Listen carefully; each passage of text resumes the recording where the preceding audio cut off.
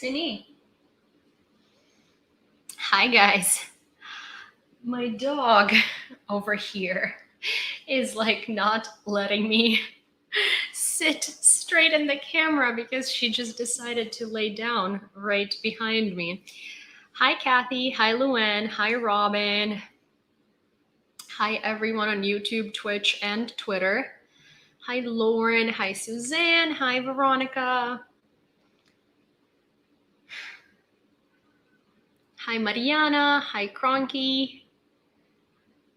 How was the watermelon? Oh, it was fantastic. I ordered a watermelon yesterday and then I realized that I still have more watermelon in the fridge. Hi Armin, hi Joe, hi Kareen.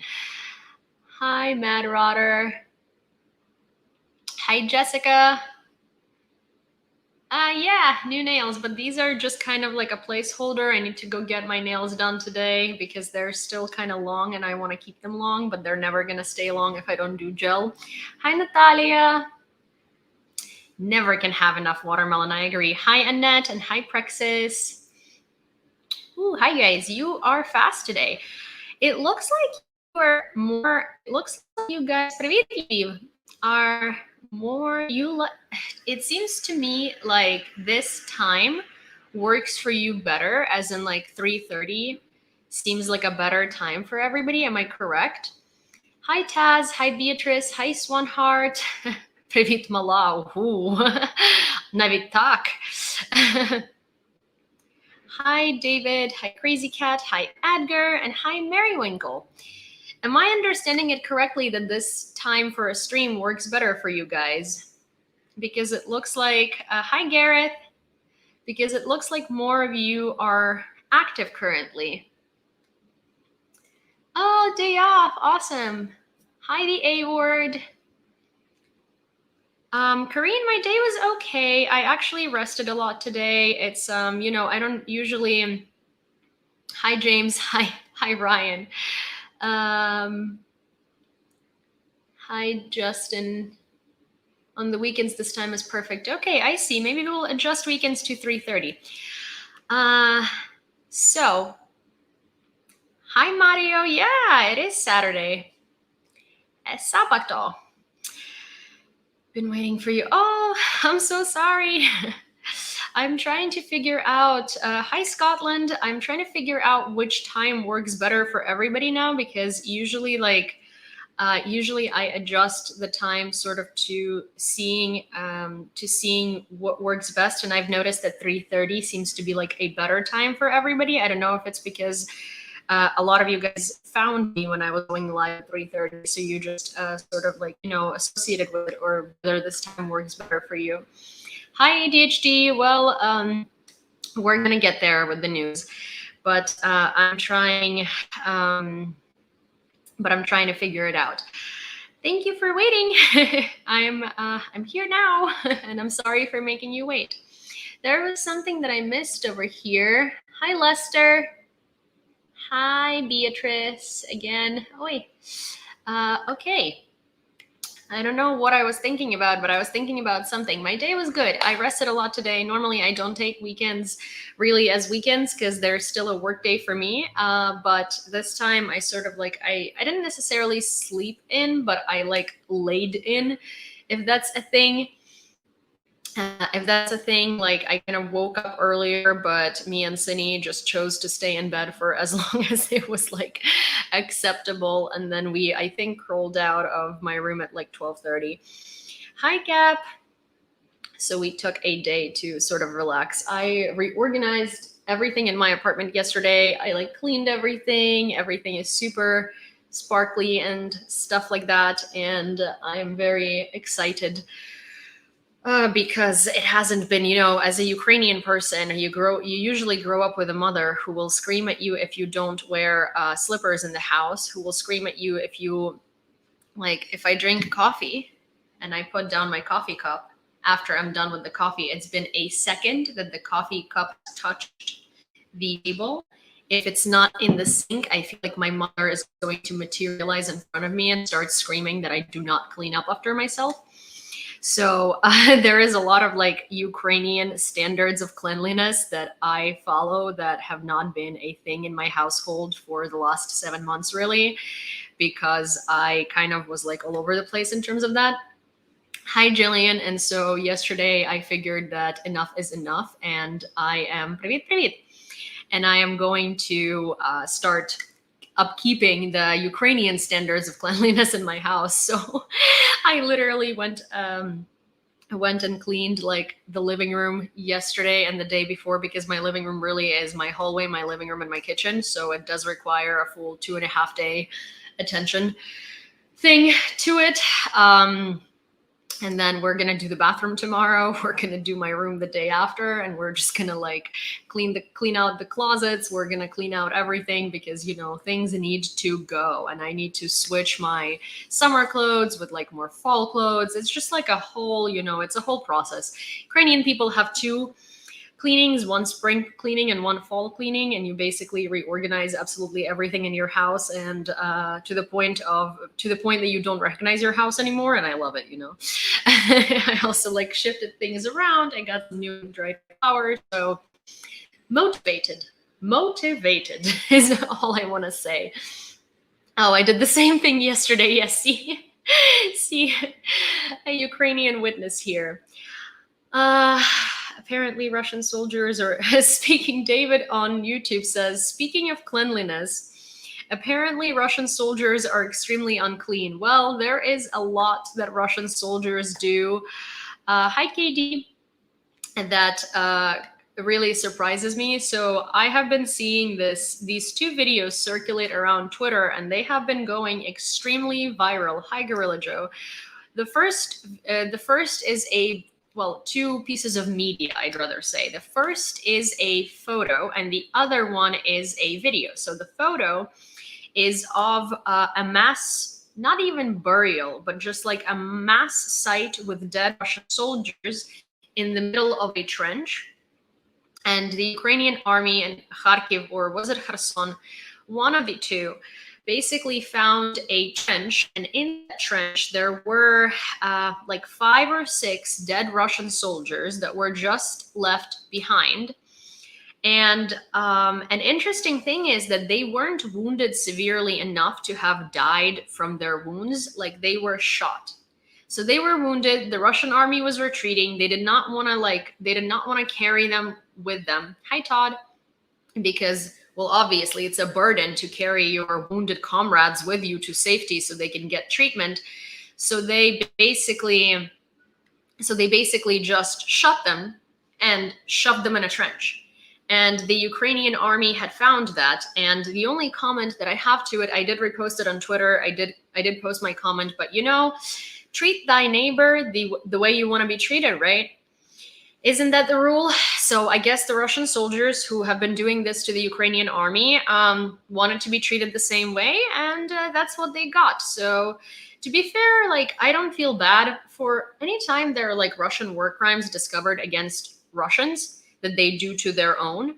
I don't feel bad for the people who were subject to these war crimes, right? Because they have been doing all that same stuff to Ukrainians. And one of the mottos that I really live by is that, like, if you meet someone and that person treats everybody around them like a pile of garbage, and you think you're special, let me tell you, you are not. Because if that person can do something very bad to someone else, they can also do it to you. And they only treat you well so long as you are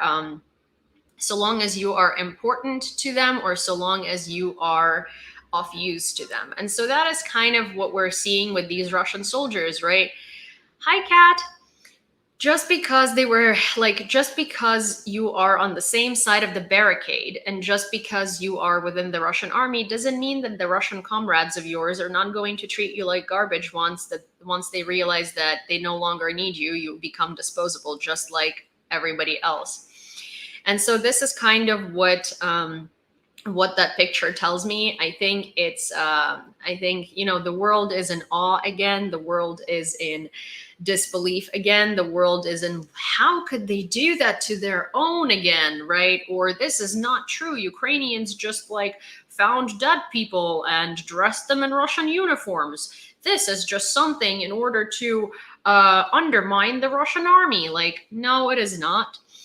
There is another video of a Ukrainian soldier coming up to a trench and finding a severely wounded Russian soldier in that trench, literally left there to die after the Russian army retreated. So the guy was wounded. He was severely wounded, not dead, not even close to death, but was basically left there to bleed out and to die in agony. And the Ukrainian soldier found him, recorded a video, and was like, well, I'm going to go help this dude now, because what am I supposed to do?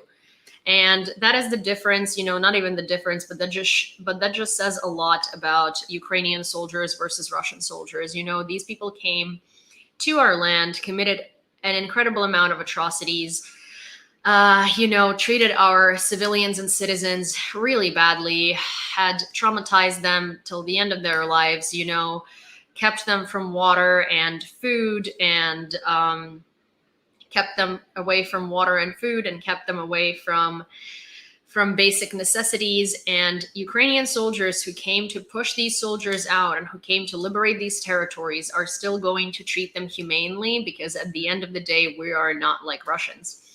Another thing I wanted to say, actually, I wanted to point out beforehand is, oh my gosh, I don't know why I just said that. Actually, what I wanted to point out pertaining to that is basically there is a, why did someone block the anormal person? They just like, I don't understand. Didn't they just ask if I'm a news channel host? I think that's a pretty innocent question right there. So here is the thing that I wanted to address a little bit publicly. But so Vasil has been saying that a couple of you have been complaining to him that my moderators are not friendly. I mean, my moderators are very effective and they do block people very swiftly because we are troll traumatized. Hi, Graham. Good to see you. How are you?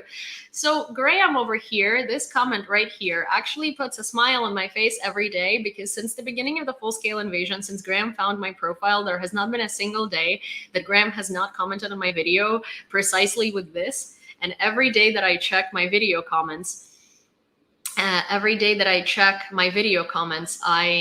see him there, and it makes me feel very, very, very like warm, because, you know, he doesn't miss a day of videos.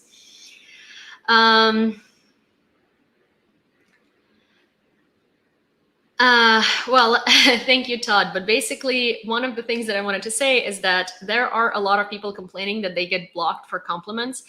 So here's the thing: there are a lot of perverts coming on here to basically just objectify me. So I think that at this point we are a little bit troll traumatized, and we do block a lot of people based on just like saying, oh, you know, like, I like your shirt, or oh my gosh, your something looks good today, or something like that. And I understand that that might sound to a lot of people like a little bit overbearing, or a little mean, or a little rude, or when you just come in and mods jump in, like you say something that could be either good or bad and we don't know, and mods jump in and they're being sarcastic. They're just trying to feel you out. They're trying to feel out what your intentions are. So they're not trying to be mean.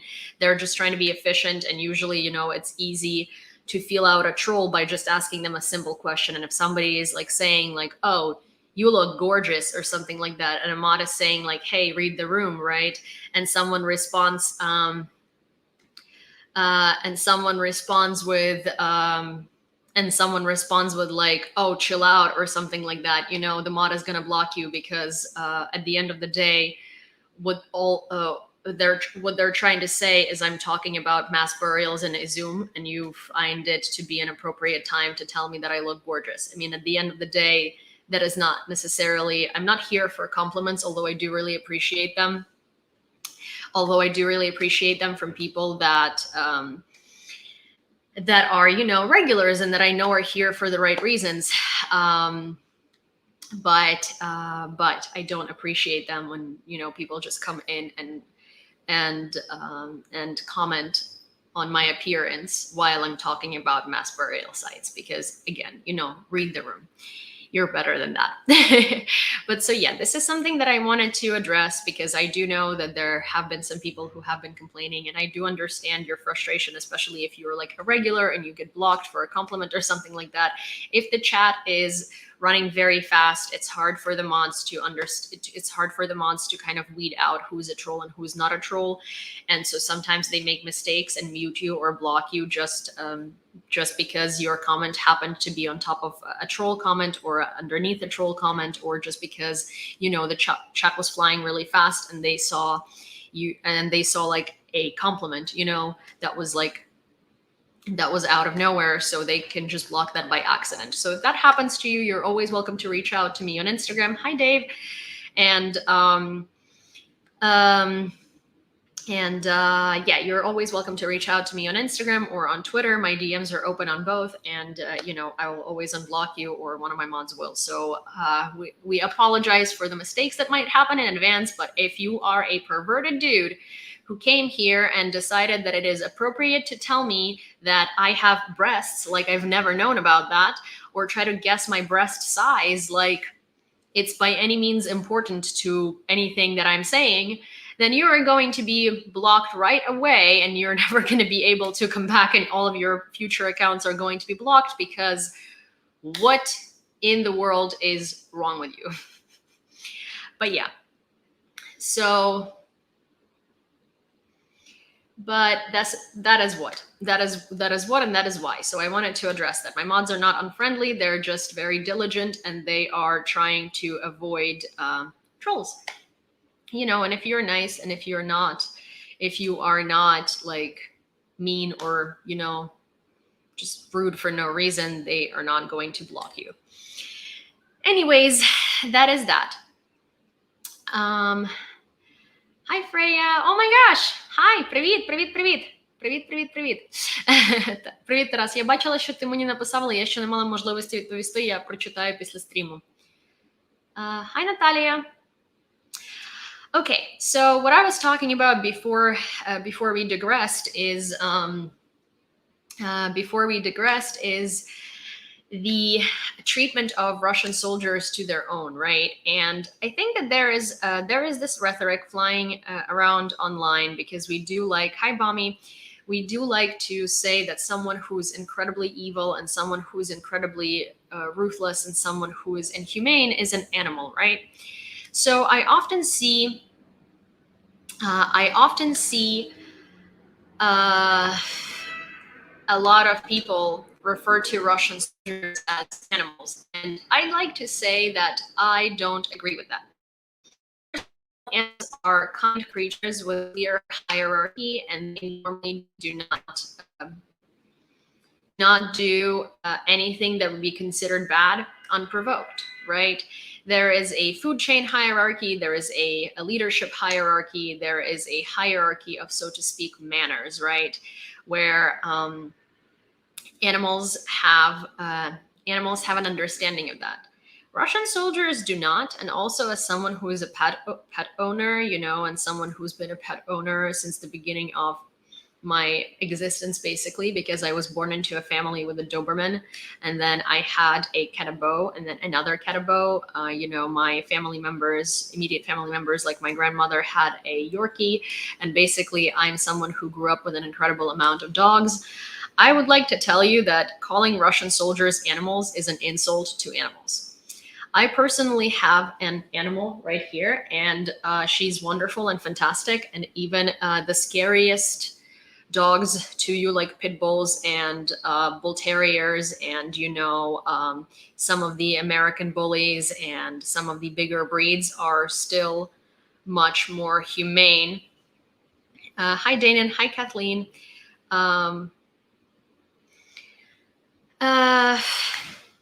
Much more humane and much more behaved and much more in tune with their senses than Russian soldiers are. I would say that Russian soldiers,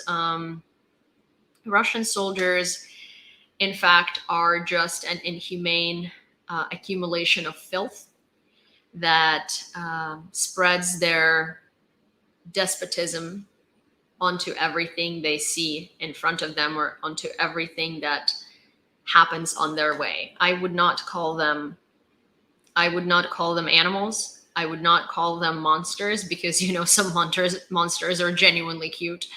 I would call them subhuman filth.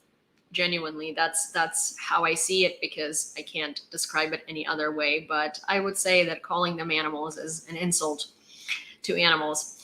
Hi, Netlin.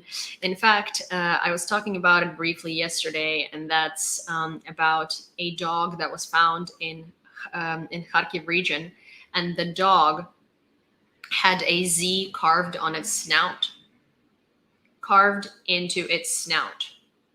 So a group of Russian soldiers just decided to mutilate this dog by forever carving a Z, so a swastika, into its snout.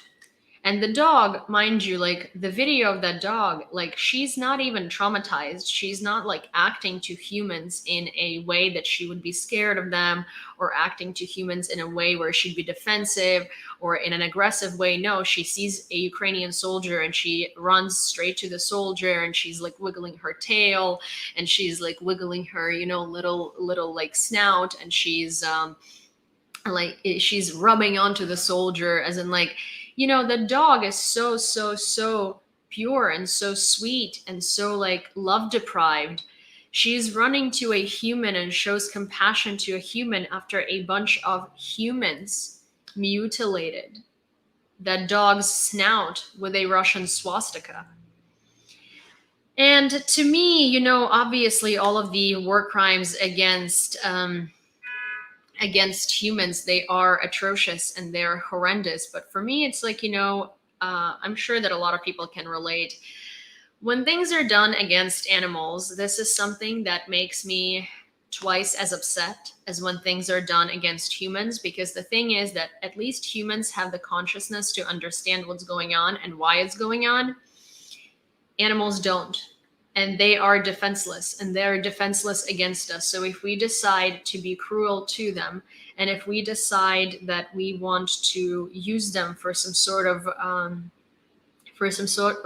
fulfillment of our filth, they don't understand why, because they're here to love us, and they're here to see us as these figures in their life that are supposed to protect them. They're supposed to protect us.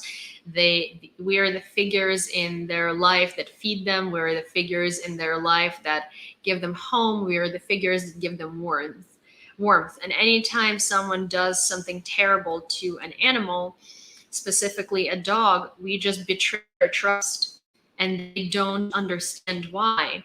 They don't have that understanding. And it's so incredibly upsetting, because why?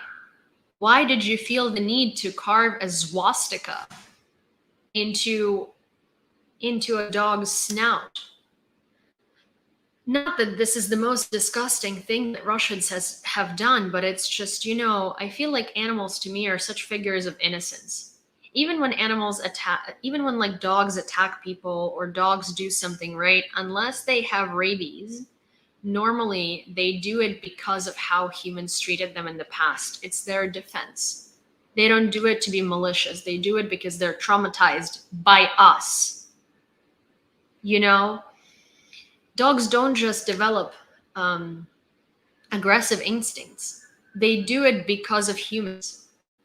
So to me, it's like attacking a dog, attacking a cat, attacking a squirrel, attacking anything is so incredibly cruel and so incredibly vile that it pains me from inside out, especially because, I tend to think of my dog anytime I see an animal struggling, obviously. So it's really, really sad to me. And that's one of another war crimes that has been discovered today recently in Kharkiv region.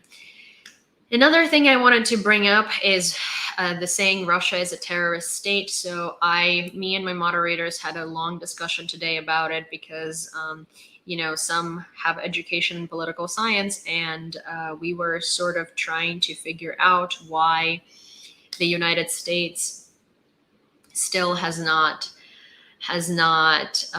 declared Russia a terrorist state. So there is a bill that's been submitted to the upper house of Congress in order to recognize Russia as a terrorist state. But this is basically a bit of a pendulum, right? Дякую вам також. Привіт, Одеса. It's a little bit of a pendulum where it's a hit or miss, unfortunately, because there are two things that are going on right now. It's a terrorist attack on a country, and it is also a genocide. But once a country is being proclaimed as a terrorist state, it means that their government is considered illegitimate, and so a lot of their war crimes are not being. Hi, Keith. Are not necessarily being prosecuted for that reason because that government is considered to be a terrorist government, right? So it's kind of like a given. So one of the things that would be difficult to do if Russia is proclaimed a terrorist state is it will be very difficult for individuals whose houses have been ruined, families have been unalived, and kids have been assayed to bring these Russians to individual responsibility because they're now part of a terrorist organization, and that would mean that terrorist organization, Russia, would have to pay reparations just to Ukraine, not to individuals. It'll also be very hard to recognize the genocide onto Ukraine as a genocide because, again, terrorist organizations and like within its definition are a little bit different than like prosecuting a country for a genocide. So it is a very slippery slope where it needs a lot more understanding and a lot more research to figure out which one of these labels is, unfortunately, they are going to contradict each other, right? So I don't think Russia will be able to be labeled a terrorist state until like Ukrainians get individually compensated by individuals who committed atrocities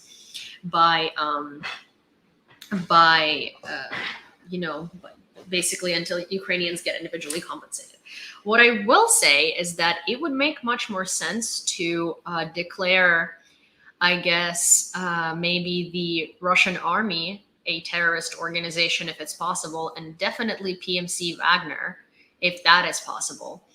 Well, it is possible, but I think that it would make a lot more sense to declare PMC Wagner a terrorist organization and recognize Russia as someone who's unleashing a genocide onto Ukrainian people. So that's what I think would be actually a lot more productive and would result in a lot more resolutions for Ukrainian people.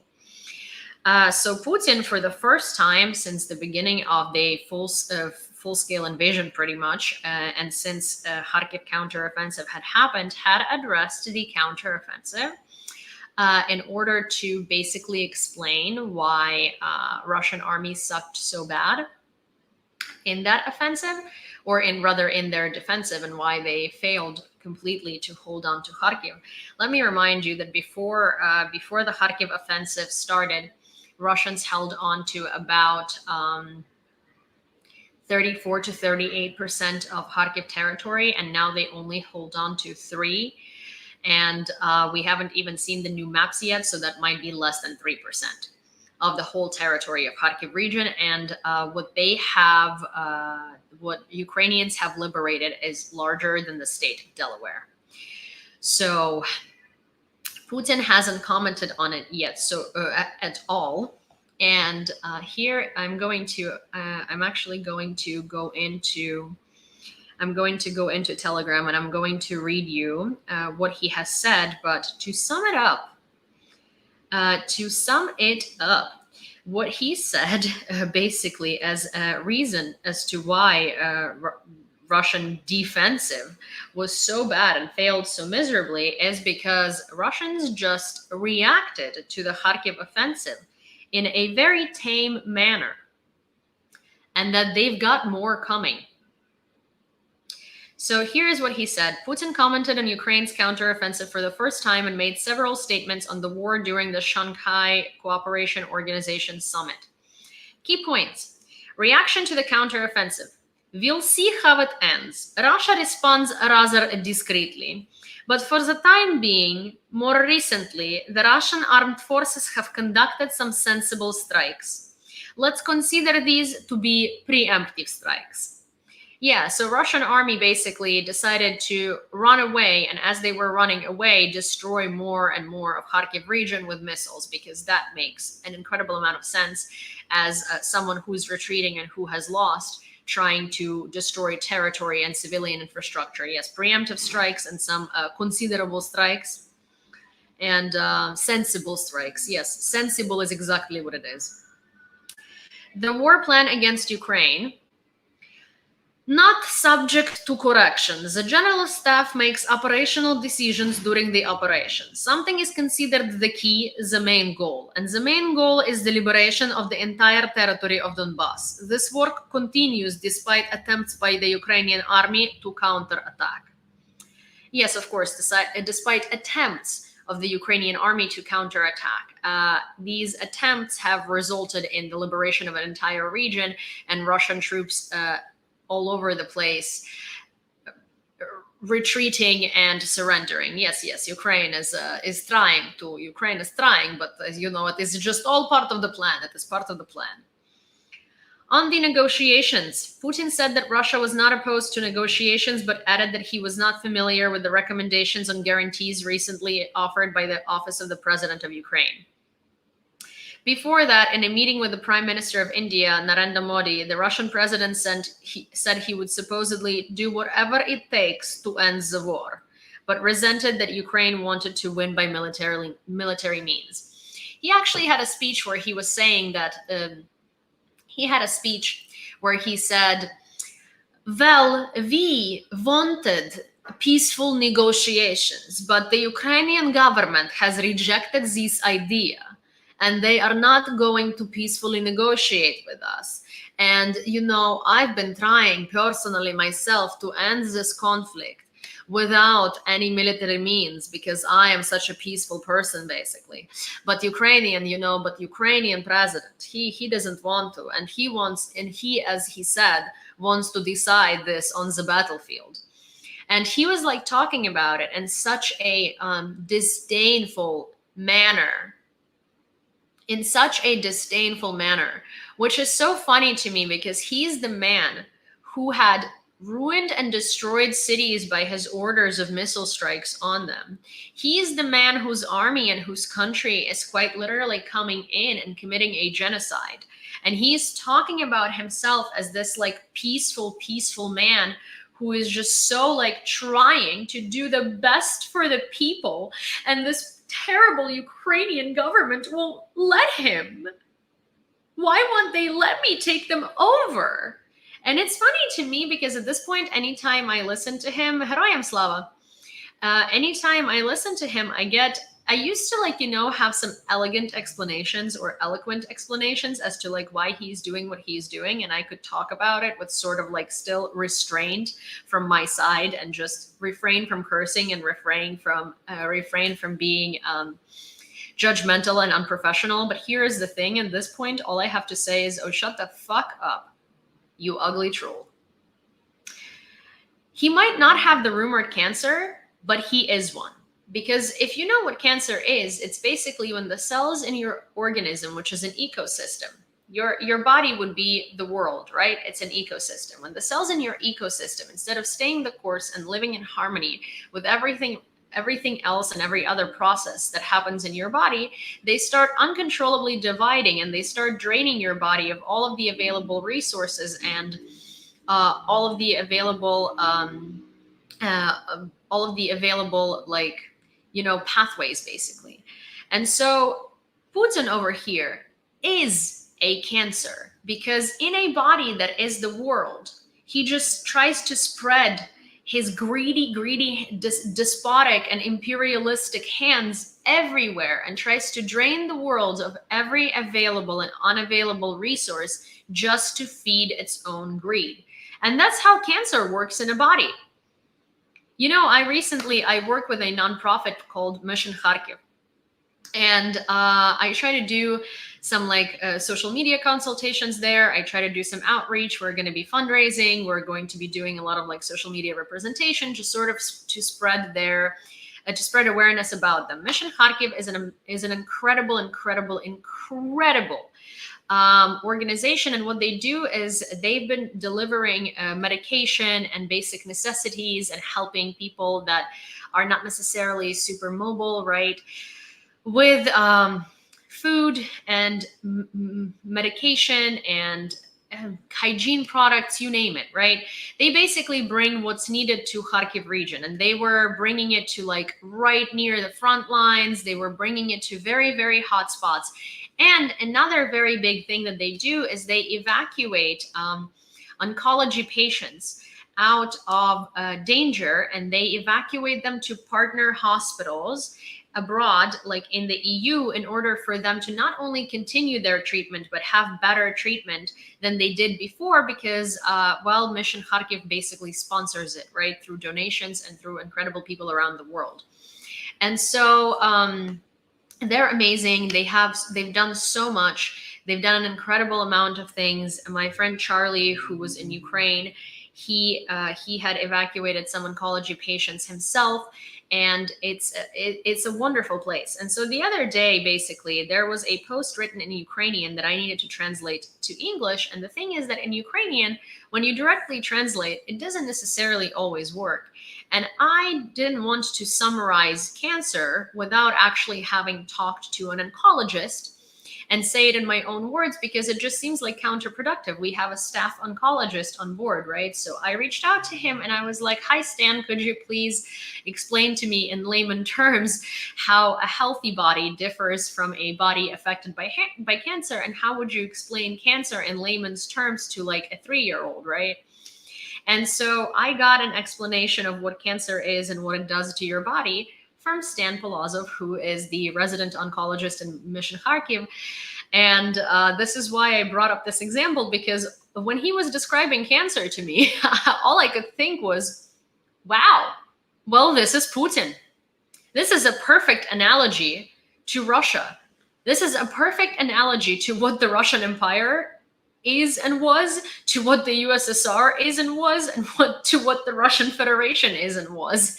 It's just basically a matter of cells that cannot live in harmony with everything else around them, and just feel the need to uncontrollably spread their influence and their ways of life all around the world, while grabbing the territories and draining them from resources.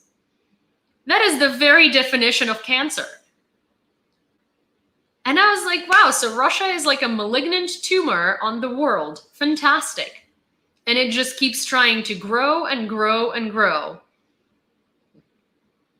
So yeah. And unfortunately, so far the chemotherapy that we have been doing has not been onto Russia, has not been extreme enough. And we have not been doing any aggressive forms of treating that cancer, because we have just been basically taming it and not letting it spread, but not letting it spread further. But then it kept growing and growing, and now we need to take it out. It needs surgery now, and we need to take that tumor out,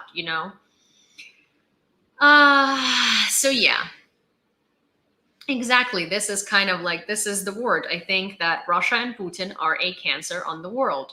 And, I think that now that I've given you the very definition of what cancer is, this is exactly what it is. In fact, let me play you the voice recording that Stan, the resident oncologist that we have, basically sent to me when I asked him to describe cancer for me. It's 1 minute and 15 seconds long, and tell me that does not sound like Russia to you.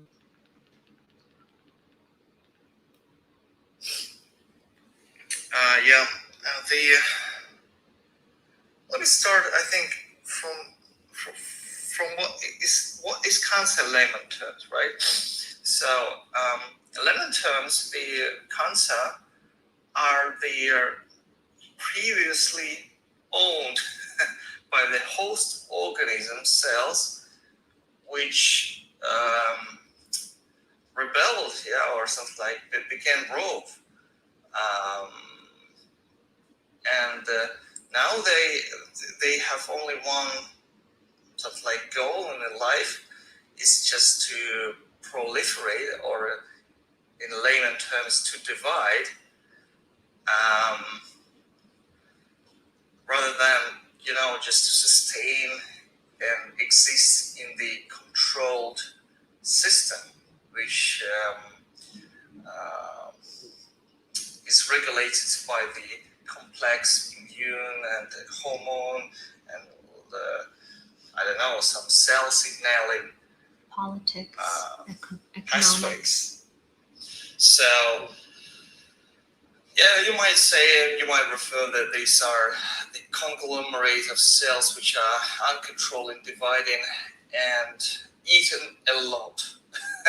So taking a lot of resources to sustain its viability. So regarding how healthy body differ from the body affected by cancer, it's all really complex terms. There is no one sentence which can even describe the main differences. So it should be quite a big article, that even in layman terms to describe. But I would stress the importance that actually the cancer is really polyethiotropic disease. What does it mean? So that a lot of reasons. Basically, he goes in to describe what cancer is like in medical terms, right? But here is my summary of that. Here is how I summarize it. In a healthy body, cells exist in a system controlled by complex immune, hormonal, and cell signaling pathways. So relationships, these are all relationships between those cells and other processes that go on in the body, right? So it will be the comparison to how international relations work, right? In layman's terms, they stay the course defined by your body's ecosystem. In a body affected by cancer, however, these cells rebel against the normal processes by dividing uncontrollably and consuming all available resources to sustain their rapid growth, thus leading to all other functions in said ecosystem being drained and underserved. And that's what I think Russia is doing. Russia is just draining everybody around them of all available resources, so they're drained and underserved. Right? And then they need to go back to Russia to basically beg for these resources, and that's cancer. So Russia is a cancer. And here is a good, sort of a very good example for you as to why. So I think that we are good. I'm learning a lot about Putin right now. Yeah, that is very true. But I think that we're good to jump into the news for today. There is a lot. There is a lot that happened today, and I'm going to start with Erdogan had a meeting with Putin at the 22nd summit of the heads of Shanghai Organization member states, reports the Directorate of the Communications of the Administration of the President of Turkey. The meeting between the Turkish and the Russian presidents in the Congress Center, where the summit is, lasted for 40 minutes. After the meeting, Putin said that a quarter of gas supplies from Russia to Turkey will be paid for in rubles, while gas supply via Turk Stream goes on without interruptions, including supplies to the European countries. So one of the interesting things is there are a lot of pictures that were released from that summit of Putin standing in front of the Russian flag and basically waiting for his counterparts to come and speak to him, right? Here is the very, very, very funny thing. Putin used to famously make heads of state wait for him. So he would not stand there waiting for someone to show up, because he would get there later than the other person, sort of to assert dominance, to make them wait for him. Every single picture from this summit Is Putin standing or sitting in front of the Russian flag, waiting for the other leader to show up, as the other flag has an empty seat and no one is yet in front of it? And I think that that's a very, very, very big signal to Russia that even though these people might be siding with him in some sort of a way because they want cheap gas, because they want to bypass the West on this, that, or the other thing, that they are no longer afraid of him, and there is no longer there is no longer this level of respect based on fear. And I think it is fantastic. And that's something that makes a lot of sense, and something that really, really is, I know that he won't show it, but it 100% bothers him to the point of no tomorrow, because, well, they are like spitting in his face. You know, at some point, a leader of Montenegro was a couple of minutes late to their meeting, and it made Russian news that somebody dared to be late to a meeting with Putin. That's how like highly regarded it was. And now there are all of these leaders being late and nobody's reporting on it, because clearly he lost all of his power, and they're showing him that he's no longer this megalomaniac dictator that everybody is so scared of and respects so much based on fear. So I think that's an important signal to send. And I think that inside it bothers him significantly, and inside he knows his power is crumbling. And that's why in all of his speeches he's standing there, and he kind of has a lot of pauses. He talks in a and he uses a lot of and things like that, a lot of like sentence tying phrases, right? Because he knows he doesn't even believe what he's saying anymore, right? He's standing there trying to portray something that very clearly to the world is a joke. And another thing is that in his head, he's probably standing there knowing he's screwed, because if before he could be talking about the things that he did in Ukraine and, the world supporting Ukraine, he still was ruining cities and he was still like unaliving lots of citizens. But at this point, he sees his army running away. He sees his army showing even more war crimes. He sees his army not being able to clean up those war crimes. He sees his army quite literally refusing to go into combat. And so in the back of his mind, he must be standing there and like thinking of everything that's going on while he's spewing this bullshit, right? So there is that. Taxi of the Armed Forces of Ukraine, fast delivery of kicks to enemy invaders. Here is a funny, this is a Ukraine Now video. You guys know I love Ukraine Now, and you guys know I love playing their videos full screen, so you're gonna have to allow me to do just that. I thought it was gonna be a short little video, but it is not. It is a Ukraine Now video, and I think that it deserves its own moment to shine, so to speak. Also, I'm going to try and find Ukraine Now on YouTube and tag them in my streams, because I feel like, they should have that going for them. And I think the more people tag them, the more viewers they might have. And they do a very, very good job at explaining things and just putting these compilations of short videos kind of talking about relevant information at the moment. Hi, Leanne. Okay, so I'm going to mirror my video here so you guys can see, and then I am going to plug in the video here. So, also let me just do this very quick so you don't have to go with like two different sound.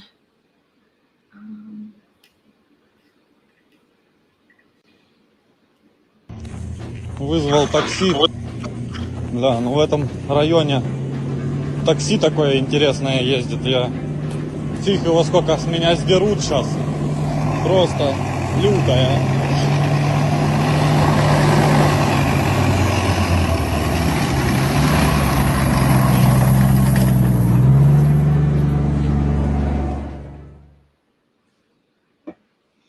So yeah, you know, while this wasn't a factual video, I think it was a very funny like compilation to sort of cleanse the palate. Not compilation, but a very funny like video put together to sort of like palate cleanse and show you the humor of the Ukrainian armed forces. There has been a lot of like rhetoric that the morale of the Ukrainian army is struggling, and that, you know, the guys are giving up and they don't want to go to combat anymore. And so one of the reasons why showing these videos is very important is because so basically, one of these videos are very important. The reason why showing these videos is important is because the armed forces themselves are recording them, and clearly their morale is very high, and they're making jokes, and they're excited, and they are proud of their sort of like, you know, of the counteroffensive. They're moving forward. They're being incredibly like efficient, and it looks like they're very happy with how they're with how they are being, you know, treated and what's going on. There was another video of them like sort of pedaling with a tank. You know, they were sitting basically in the tank, and they were kind of like ducking out of the tank, and they had quite literally, what are these things called? I'm so sorry. When you're on like a little boat in Central Park, you have these what are they called when you are trying to move the boat through the river, and you have not paddles, right? Paddles. So they were like paddling, you know, they were pretending to be paddling the tank forward. It was a funny video. And yes, they might not be important basically. You know, oars, you know, they're also paddles, right? Paddles.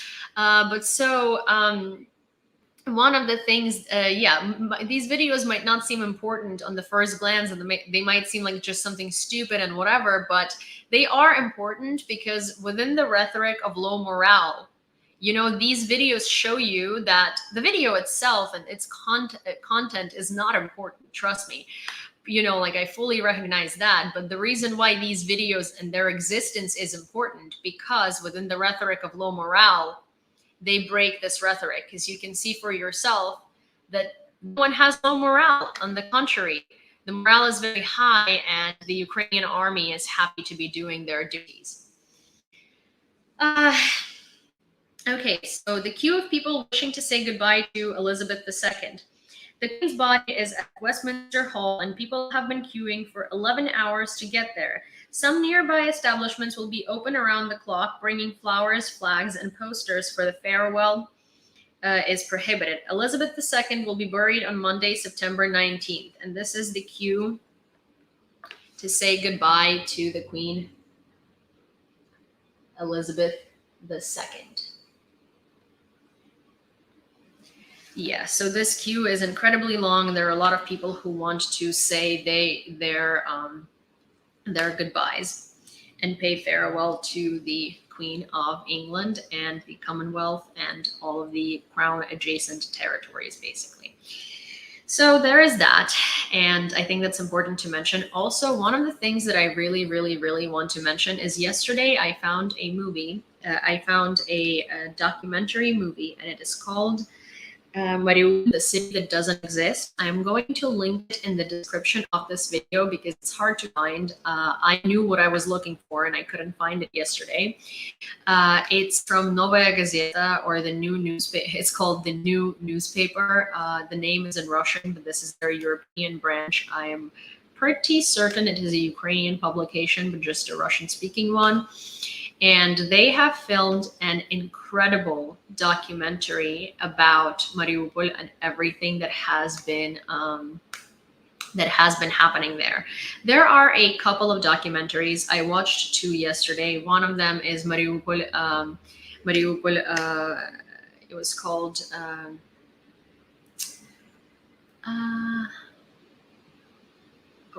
Like basically, what was it called? Mariupol, something about service, something like Mariupol and the rest. Basically, like you can't reach your party because they have no service, something like that. And it's a very talked about documentary. I thought it was good, but I think the thing about that documentary is that they used a lot more they use a lot more sort of testimonials of people and very little footage from Mariupol, which is understandable. But the documentary I watched after, the Mariupol city that doesn't exist, that one uses a lot of testimonials from people who were able to escape Mariupol. And on top of that, it also uses an incredible amount of footage that was shot by those people or their neighbors or their friends in Mariupol. So it gives you a very comprehensive idea of what it was like to live there while everything was happening. And I personally found that documentary times better than the other one. And I'm going to link it in the description of this video after the live if you guys want to watch it. It is about an hour long, but I think that it's worth every minute of it. One of the interviewees in that documentary is a photographer and videographer who lived in Mariupol. And so he documented a lot of it on his camera, and he took a lot of photos. And the thing that he was saying is, because he's a professional photographer and videographer, right? Those shots are not just like, oh, look, there is a fire. Oh, look, there is a missile strike. He was also documenting like human emotions. He was saying that even amidst this hell, this literal hell, he wanted to show something positive. So he was focusing also on documenting how people were helping each other, what people were doing for each other, how you could tell, you know, in which buildings the neighbors knew each other very well and in which they didn't, based on like how they were helping each other out, how people were coming together, what sort of inventions they were coming up with to aid one another, and what sort of inventions they were coming up with when they didn't have gas, water, and stuff like that. And so he has all of these beautiful black and white photos that show kind of human emotion, and that show, it has subtitles, Jessica, and that show kind of what it was like and how it felt more than anything to be in Mariupol at that time. And that is something that a lot of documentaries don't show, well, because they don't happen to have interviewed a accredited filmmaker / photographer who was there basically on a mission, you know, to do that. And one of the things that really struck a chord with me is he was saying, you know, the city is going to be rebuilt, and it's probably going to look even better than it did before. But for me, it's never going to be the same Mariupol, the city where I was born, where I was raised, and where I spent my entire life. And he was asked if he's going to come back, and he said to live there permanently, right? When it's liberated, when it's being rebuilt and stuff. And he said, you know, perhaps, maybe I will, maybe I won't. I maybe will come back if the city accepts me, and more than anything, if I accept the city, because I don't think that I ever in my life can hold memories of positivity with Mariupol. To me, it's always going to smell like death. It's always going to smell like destruction, and I'm never going to be able to get that picture out of my mind, no matter how many times we rebuild it and no matter how much better it looks. And that was so sad, because, you know, we often talk about all of the people who are eager to come back and rebuild their cities and invest in their cities and help their cities out, and who are eager to be, you know, to start a new life, and who are eager to rebuild Ukraine. But we don't really talk a lot about the people who just can't stomach to ever come back, because they're so incredibly traumatized. So traumatized that they just, you know, it doesn't matter whether it's rebuilt. It doesn't matter whether it looks beautiful anymore. It doesn't matter if there is fun and sun and warm winds in the air, you know. It doesn't matter if it reeks of positivity. For some people, they will forever associate Mariupol with the smell of death and the sight of destruction and all of this horror and all of these emotions of despair and destitution, right? And they're never going to be able to unsee it. It's a trauma. It's an incredible trauma. And another thing is that, if somebody was born and raised in the city and grew up there for 60 years, for 65 years, lived there, right? If you rebuild it, it's never going to be the same. Those gardens where they went when they were children, they don't exist anymore. The little paths of shortcuts that they used to take, they don't exist anymore. The street where they first learned how to ride a bike, it doesn't exist anymore. The place where they got married, it doesn't exist anymore. Not even because the restaurant left or the event hall left, right? But because that building doesn't exist anymore. That street is not the same street anymore. It's not like, a business just left and gentrification came and something else was built there. No, it's the entire city is now something else. The entire city structure is now something else because the whole city is a ruin. It's not just a couple of streets. So yeah, it's very heart-wrenching and like stomach-turning to watch the people who are from there talk about whether they see themselves coming back, because you could tell that they really want to, but it feels like it's going to kill them to see what had been left from their home, On that note, Mariupol residents, oh wow. Mariupol residents are forced to collect rainwater due to a lack of water supply. Patron Drushenko, an advisor to the mayor of Mariupol, published a video. According to him, despite the statements of the occupation authorities, Mariupol continues to remain without water.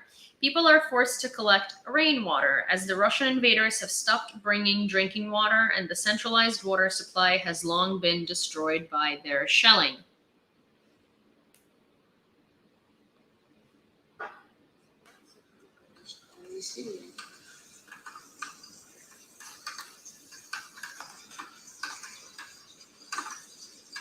Вот и набралось первое ведро воды. Ну, что получится собрать, соберу, конечно, он не сильный.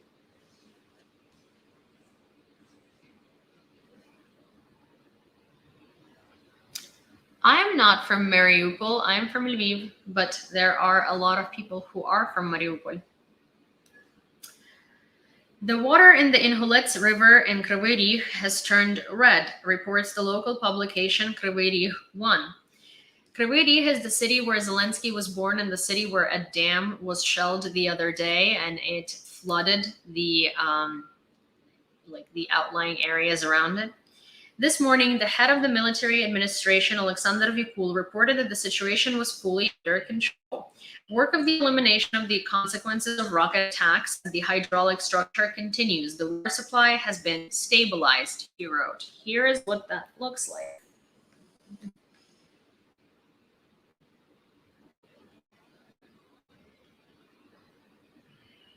This is Inhulets River, and it had entirely and completely turned red.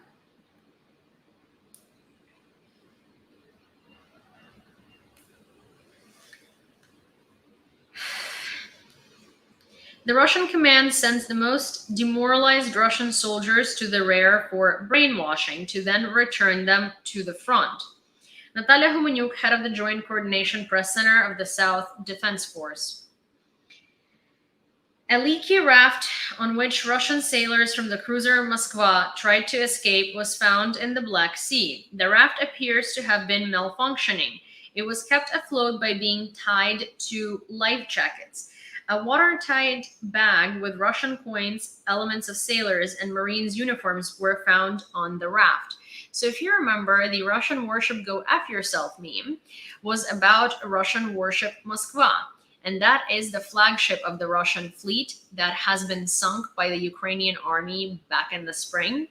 And that is how Russian warship Go F Yourself stamps appeared. And this is the warship that came to Zmyiny Island and said, you know, this is Russian warship. You can give in. And the brave soldier said, Russian warship, you can go F yourself. And so this is about that warship. They have found these materials from the life raft. Це 4 жилети, бойові номера, якщо бачите. Один жилет. Так, власне, старший матрос, курточка старшого матроса. Какая морпеховская. Які їм там видали, мабуть, це остання зарплата.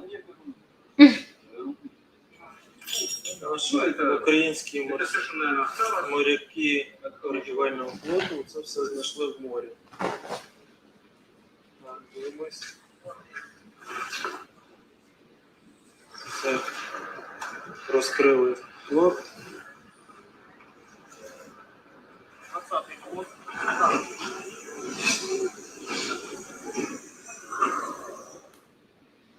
So yeah, basically, one of the jokes that the guy said is when he was picking up like the coins, he's like, "Oh, that looks like their last celery." So it was like so small, right? Because it's just coins. That was a little comical. The UN General Assembly allowed Zelensky to address it remotely. The UN General Assembly approved a resolution allowing the President of Ukraine, Volodymyr Zelensky, to participate in the high-level week remotely. 101 states supported the resolution, 7 more voted against it, 19 more abstained. The 77th session of the UN General Assembly opened on September 13th. The high-level week, September 20th to 26th, will be its main event, with participation of the highest-ranked representatives of the UN member states, such as presidents, heads of the governments, and foreign affairs ministers. So Russia is no longer part of the UN mission for human rights, and the UN is so proudly announcing it. Completely forgetting the fact that Russia is still on the UN Security Council and still has the right to veto. It's like, oh my gosh, look at that. We expelled Russia from the UN Human Rights Commission. Yeah, well, Russia shouldn't be on the UN Human Rights Commission to begin with. It violates human rights like left and right. And also one of the things that I was saying today was that, you know how Russia basically inherited its permanent seat on the UN Security Council from the Soviet Union as the direct inheritance, right?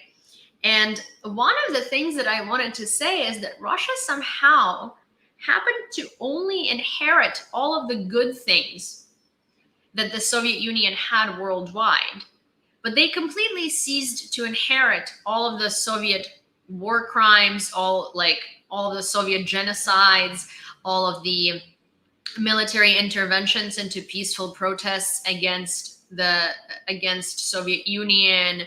They did not inherit responsibility for those things. So I am thinking, and I actually really want to start advocating for it, but I want to say that if Russia wants to be the direct successor of the Soviet Union on the international arena, then Russia then needs to inherit all of their crimes and all of their responsibility for those crimes as well. Russia then needs to pay Berlin reparations for all of the loot and for everything that they have done to East Berlin. Russia then needs to pay Ukraine reparations for Holodomor, all of the debts, all of the crimes from World War II, all of that. How come did they manage to only inherit seats on security councils and reputation worldwide, but they did not inherit, nor are they responsible for all of the Soviet crimes? That doesn't make any sense. You know, if you are inheriting your parents' money, you also inherit your parents' debts. If you choose to sign on to be a person who inherits something from your family, you inherit the good and the bad. Why did Russia only inherit the good? So yeah, I think it's time to bring them to responsibility for Soviet crimes too, since they are a direct successor, and since they did inherit all of that, and since all of us know that Russia was the epicenter of the Soviet Union and Russians, and Russia were making all of the decisions anyway, I think it's only fair. Bloomberg, starting from December, Russia will be able to sell approximately half of its raw oil. Russia will be able to find new sales markets for approximately half of the volumes of its raw oil after the EU will completely reject it in December.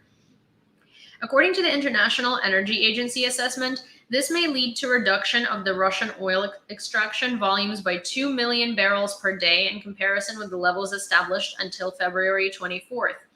If Russia won't be able to diversify the flow of its oil. Bloomberg notes that the Russian companies are already rerouting their shipments to Asia, primarily to India and China, and some European traders refuse to purchase their oil by their own initiative. Reuters says Zelensky named the condition for transit of the Russian ammonium through Ukraine. I stand against transit of the Russian ammonium through our territory. I could only allow that in exchange for our prisoners of war. I've discussed this with the UN. A reminder, the UN proposed to renew export of the Russian ammonium by pipes to the Ukrainian border, where it would have been purchased by the American commercial trader Tramo. The pipe was closed down after Russia started a full-scale war against Ukraine. So over here, the truth teller is asking on YouTube what they did in Chechnya, or is rather saying what they did in Chechnya. So for those of you who don't know, there were two Chechen wars.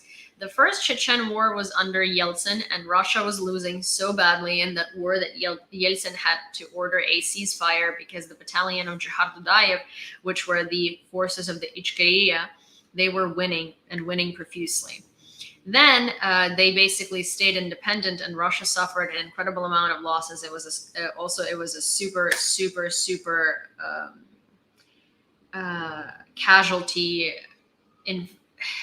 casualty-ridden war. It was horrifying.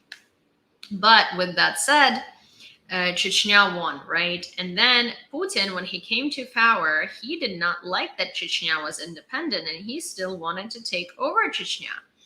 And so he decided to blow up an apartment in the center of Moscow and blame Chechens for it, and therefore to get people to want to invade Chechnya, and that's what he did.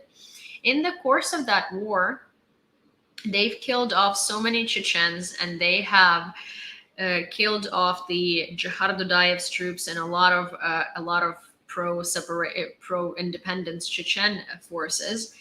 And to top it off, Ahmad Kadyrov, who is Ramzan Kadyrov's dad. Ramzan Kadyrov is that TikTok warrior wannabe Chechen president / military leader. He basically gave Chechnya up to Putin. As in, during that, he betrayed Ichkeria forces, and he went and gave Chechnya in to Russia. And then he was killed off a little bit later, and then his son, Ramzan Kadyrov, took over the state. And that's how we have that now. But his dad is a traitor and a disgrace to... His dad is a traitor and a disgrace to Chechen people, and so is he. And there are still Ichkeria forces and still Chechens who are planning rebellion against him in order to overthrow him, because he is a bloodthirsty dictator that just makes money and kind of does everything he wants to do while torturing and kidnapping people and not letting them exist freely within Chechen Republic. So there is that. The Russian invaders stationed about 800 units of aviation around the Ukrainian borders, reports Yuri Ignat, the spokesman for the Ukrainian Air Force. Around 430 Russian planes and 340 helicopters are stationed on the military airfields in Russia, Crimea, and Belarus. The Russians shelled the Nikopol area all night, fired more than 90 shells. According to preliminary information, no one was hurt. Mutilated houses, cars, a lyceum, a workshop of an industrial enterprise, gas pipeline, and power lines. Communication was lost in one of the villages. Putin commented on Ukraine's counteroffensive for the first time and made several statements on the war during the Shanghai Cooperation Organization summit. And we went over those in the beginning. Basically, he's saying that Russia was just reacting discreetly, and that's why the forces retreated, not because they were completely defeated. Then he also said that his mission is still to liberate all of Donbass. And he also said that Russia was not opposed to peaceful negotiations, as he is trying to do everything to resolve this conflict in a peaceful way, but it's Zelensky and the Ukrainian government who don't want to negotiate. Right. Okay, Security Service of Ukraine says 400 people in a room meant to hold 140 people. The invaders kept people in overcrowded prisons in Kupiansk, Kharkiv region. The invaders have arranged an illegal prison in one of the Kupiansk police stations where they kept locals and tortured those who refused to cooperate. The prison held 3 times more people than it was meant to hold. Over 400 people at once were held in the rooms meant to host 140 people. The prisoners had to sleep while standing. The Security Service of Ukraine keeps recording atrocities and other war crimes committed by the Russian occupying forces against civilians. Here are some of the photos from those prisons.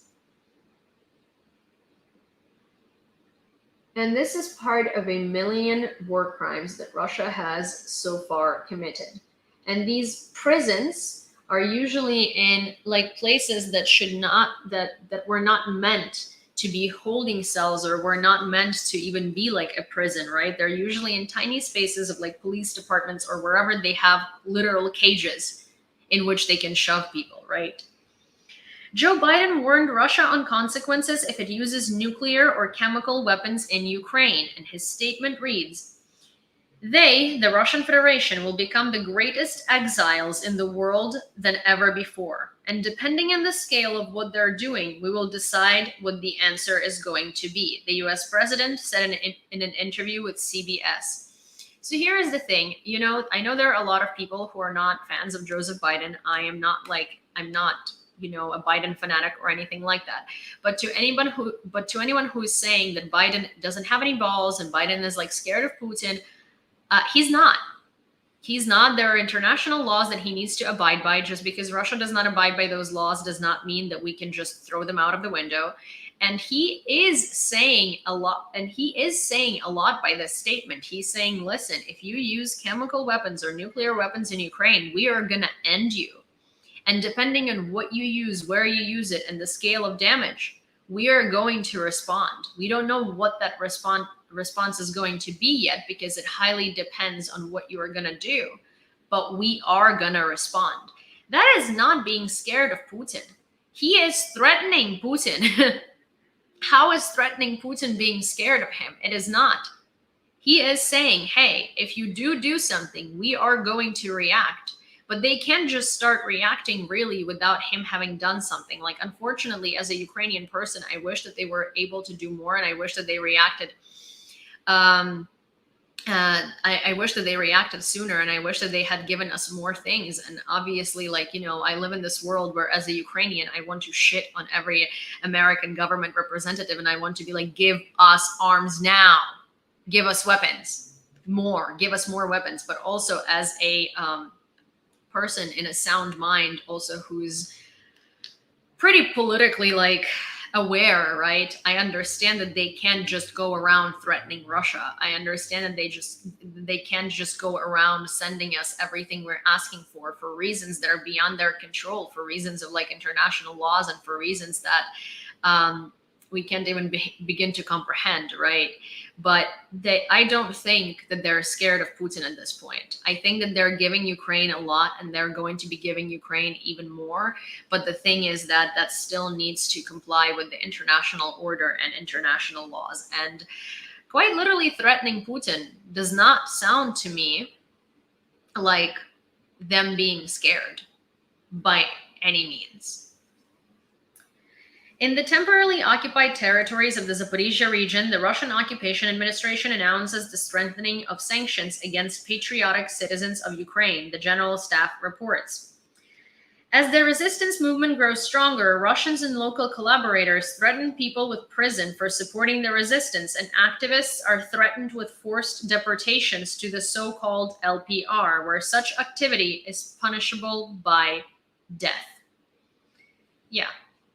LPR is Luhansk People's Republic, where you can't protest against the government because it's punishable by death.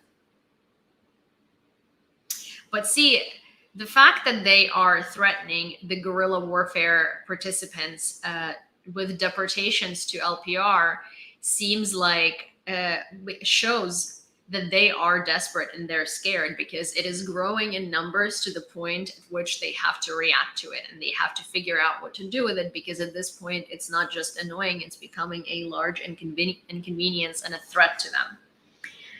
The illegal armed formation Union of Volunteers of Donbass has significant losses but cannot receive proper medical care, the General Staff of Ukraine reports. After the evacuation to Rostov-on-Don, the wounded representatives of the battalion of the specified illegal armed formation, which took part in the storming of Avdiivka, were denied medical care in the hospital since they do not have the status of a full-time military formation.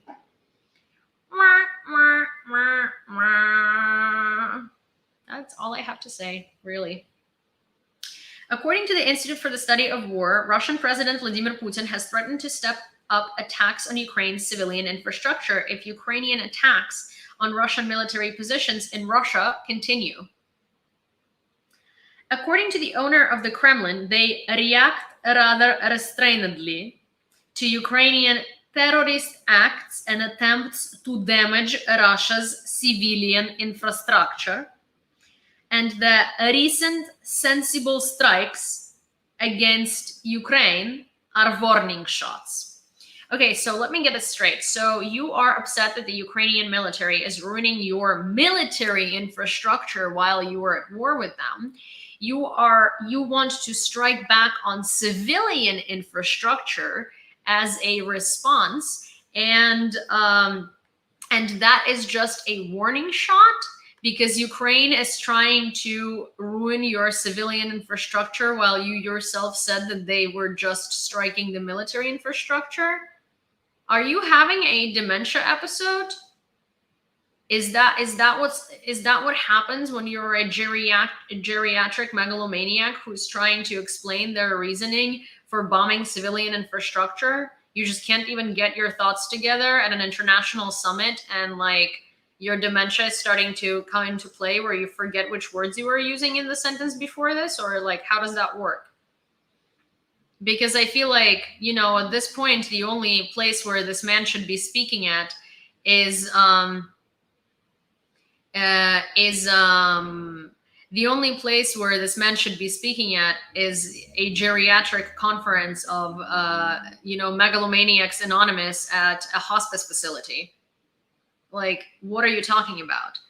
Also, there is some man on YouTube says, if you are judging Russia, or if you're talking about Russia, then you should be speaking in Russian language.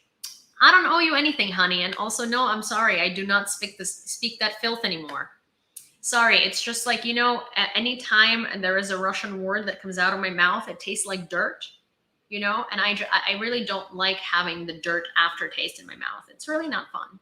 So no, I'm sorry. I do know how to speak it. I just prefer not to, because really I'm not a fan of eating dirt. I know Russian soldiers like it. I know you love eating soil, especially when you have nothing else to eat because your government didn't give it to you, or when your comrades shoot you and throw you down into the trench and you're just laying there immobile and unable to receive help. Yeah, I'm sure soil tastes very great, but not my thing. I don't dabble in that. No, sorry. But thank you for the offer, though. Привіт, Кисула. Привіт. The Ministry of Defense of Ukraine promised to return Russian ammunition seized as a result of the deoccupation of the Kharkiv region. Last week, Ukrainian troops received thousands of tons of ammunition as a gift from the Russian armed forces, a gesture of goodwill, as they like to say. Please note that we do not accept gifts from murderers, torturers, marauders, and rapists. In the coming days, we will return everything, down to the last shell. I like this twist because what the Ukrainian army is basically saying is like, hey, we don't need these gifts, so we're going to return them back to you onto your positions by firing them at you. Trust me, you're going to get them back, don't you worry. I love this statement, honestly. Is that the Ministry of Defense of Ukraine? Yeah. Last week, Ukrainian troops received thousands of tons of ammunition as a gift from Russian armed forces. Please note that we do not accept gifts from murderers, torturers, murderers, and rapists. In the coming days, we'll return everything, down to the last shell. Yeah, so that is like, I very often say, here is my advice to you guys. If you do not follow Kuleba, who is a Ukrainian minister, or if you do not follow Podolyak, guys, please mods on YouTube or like mods on YouTube, Twitch, and on TikTok, can you please send their TikTok handles on here so everybody can see them. Hi, Mariana, because they are fantastic. So I don't normally fangirl over politicians. I don't normally like really love politicians, but like Kuleba and Podolyak are my two absolute favorite politicians ever. And like, I used to never have politicians that I was just like fond of, right? I'm so fond of them, and I will explain why. Not even because they're Ukrainian politicians, but because they so masterfully, so incredibly masterfully can flip someone off in the most elegant manner I have ever heard. I will read you a tweet from Kuleba. He is so sassy. From Kuleba that I read this morning here. Disappointing signals from Germany while Ukraine needs leopards and martyrs now to liberate people and save them from genocide. Not a single rational argument on why these weapons cannot be supplied. Only abstract fears and excuses. What is Berlin afraid of that Kyiv is not? I love these guys. Both, like, this is Kuleba, Dmytro Kuleba, and then there is Podolyak. They are amazing. Podolyak, I believe, said when Berlusconi and Merkel offered themselves to be the mediators in the negotiations between Russia and Ukraine, he literally tweeted and said, "That is a funny joke. Neither are you relevant, nor are you qualified to fulfill those duties. Please stop." And I was like, ooh. And this is like, you know, as in he's still being very politically correct. As in he's not saying anything that could be considered like not appropriate for a serious politician. In fact, he's talking in a very politically appropriate language. And I love it because it's such a wonderful FU in such an amazing, very short, sweet, and to the point way, just basically being like, I don't even know which hole you climbed out of, but nobody was asking you to do that. Just please go back there. And I loved it. Oh my gosh, his commentary is always so good. Please follow them on Twitter. They're fantastic. Honestly, anytime I open Twitter and I see there was a tweet from Kuleba or Podolyak, I'm like, bring it on. In response to the revealed facts of Russian atrocities in Izum, Kharkiv region, U.S. Secretary of State Antony Blinken announced the need to intensify efforts to help Ukrainians. Reports of a mass grave with 440 men, women, and children in Izum, Ukraine, are heartbreaking and should galvanize our support to the brave Ukrainians seeking to liberate their homeland. We stand with Ukraine in pursuing accountability for those crimes. Soldiers of the 66th Separate Mechanized Brigade of the Armed Forces of Ukraine reported that the village of Shchurovo, Donetsk region, has been liberated from the invaders. 66-та окрема механізована бригада близько 13-ї години взяли під свій контроль населений пункт Щурове. Слава Україні! Бійці Збройних сил України.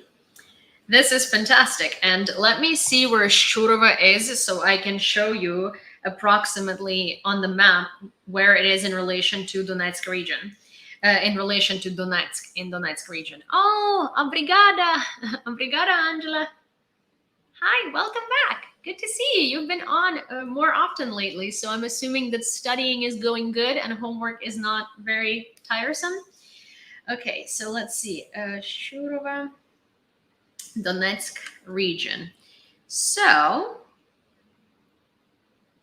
Slavyansk, Kramatorsk, Donetsk. Okay, so it's right near Liman. It's right here. Donetsk is over here. Then let me show you Kramatorsk, which is another very, very important place that the Ukrainian army needs to take over, strategically important. And Liman is over here. That is a place that we have taken over a little while ago. And Bakhmut is right here. You guys have heard a lot about Bakhmut. Bakhmut is an incredible strategical center that Ukraine really needs. Lukashenko continues to drive his troops around the training grounds. Military exercises in Belarus have once again been extended. Now they will last until at least September 24th, and the total number of extensions has already reached 21 weeks. The United States believes that sanctions against Russia are slow. CNN writes about this with reference to high-ranking U.S. officials. Oh, hi, Munich. As one of the channel's interlocutors noted, the states hoped that sanctions would quickly stifle the Russian military machine in Ukraine, which would make it harder for the Kremlin to support its efforts on the battlefield. There was also an expectation that the sanctions would set the public opinion of the inhabitants of the Russian Federation against the war when the daily life of Russians becomes more difficult. Heroyam Slava. Now, according to CNN, U.S. officials are predicting that the most severe effects of the sanctions likely won't materialize until early 2023. Hackers hacked into the website of Mosobolenergo, Moscow Regional Energy Administration, and posted a photo of an SDC Secretary Alexei Danilov against the backdrop of the burning Kremlin.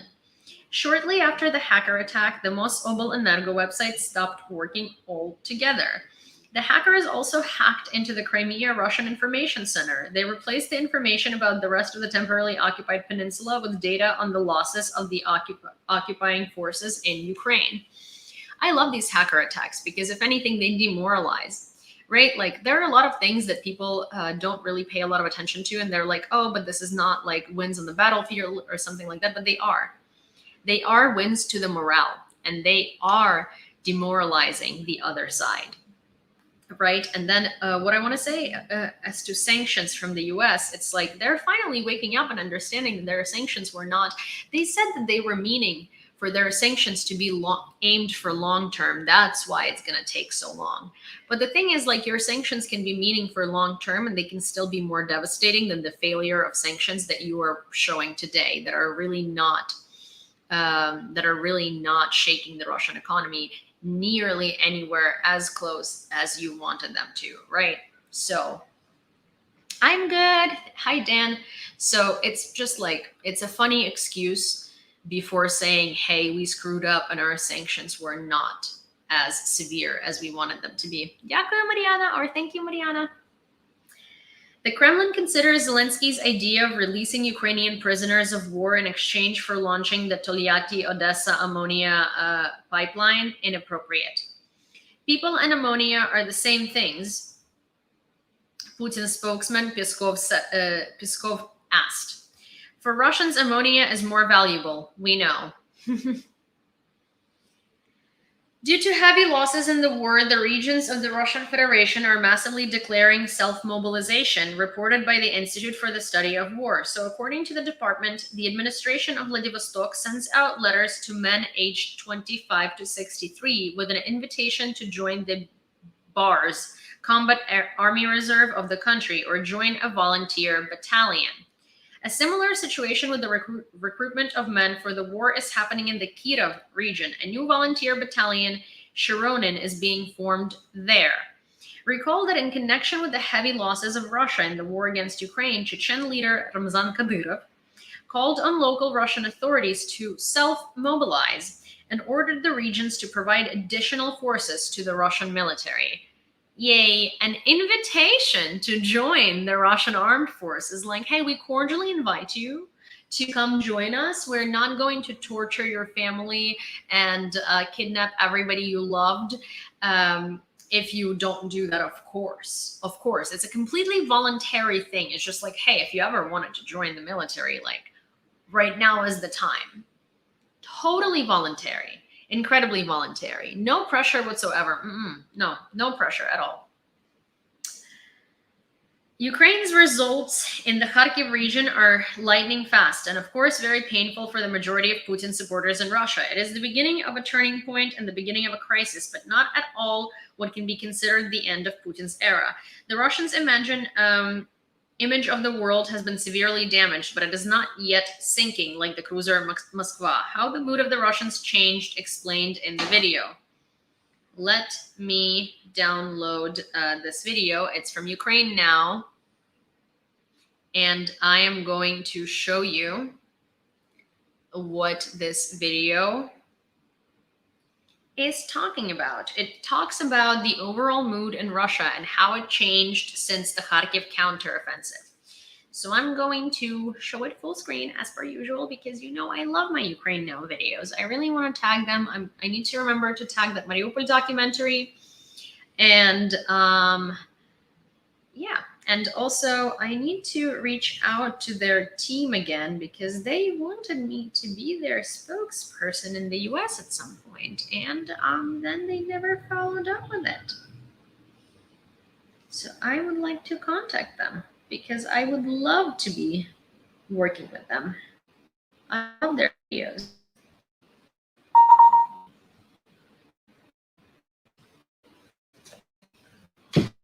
Okay, 1 second, guys. What do you mean, why is that? Why is what? Why is what, Grumpy? Why is what? Oh, boom, okay.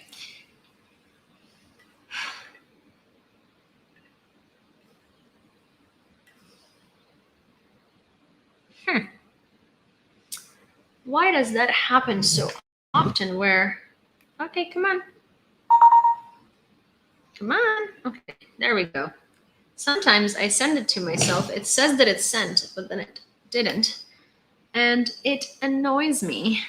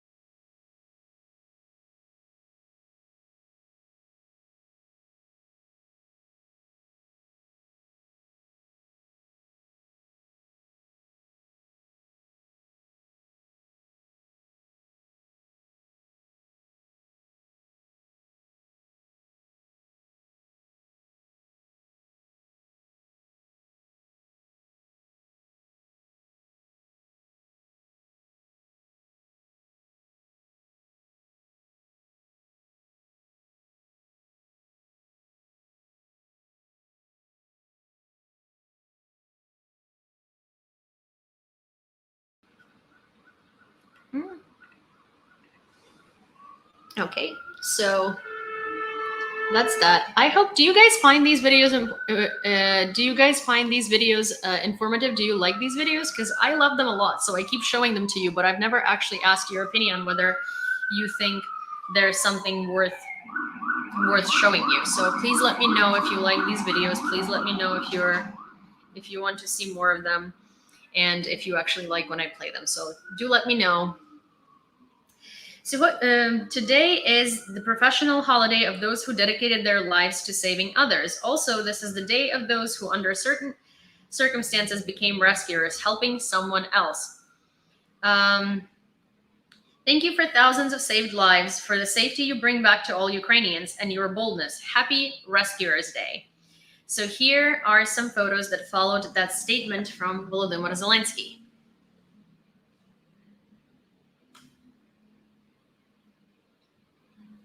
It's the day of the first responders. Okay, awesome. Also, hi, Tom Y.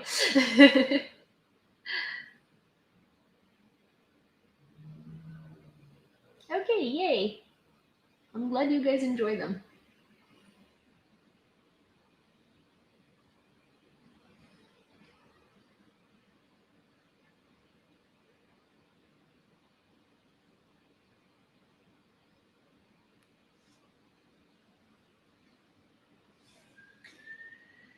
Okay, mass graves in Izum indicate that Russian troops are committing war crimes in all occupied territories. Institute for the Study of War.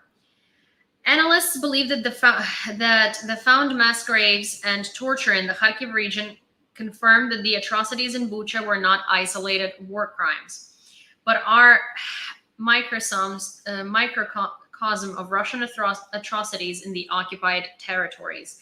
The Institute for the Study of War has no doubt that the Ukrainian defenders will continue to find evidence of Russian war crimes during the liberation of settlements.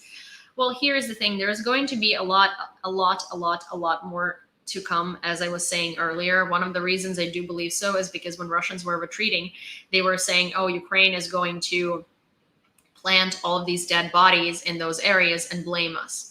And that's how it was very obvious that they have committed an incredible amount of atrocities, because anytime they say that Ukraine is about to frame them, that means that they have done all of these things and they are just trying to cover up their tracks, right? So in Mariupol, for instance, I know from testimonies of people that are still there, there is a rumor, a rumor testimony that in Mariupol Drama Theater, well, first of all, Russians said that 18 people died there. There was about 1,000 people that died in the drama theater in Mariupol in that bombing.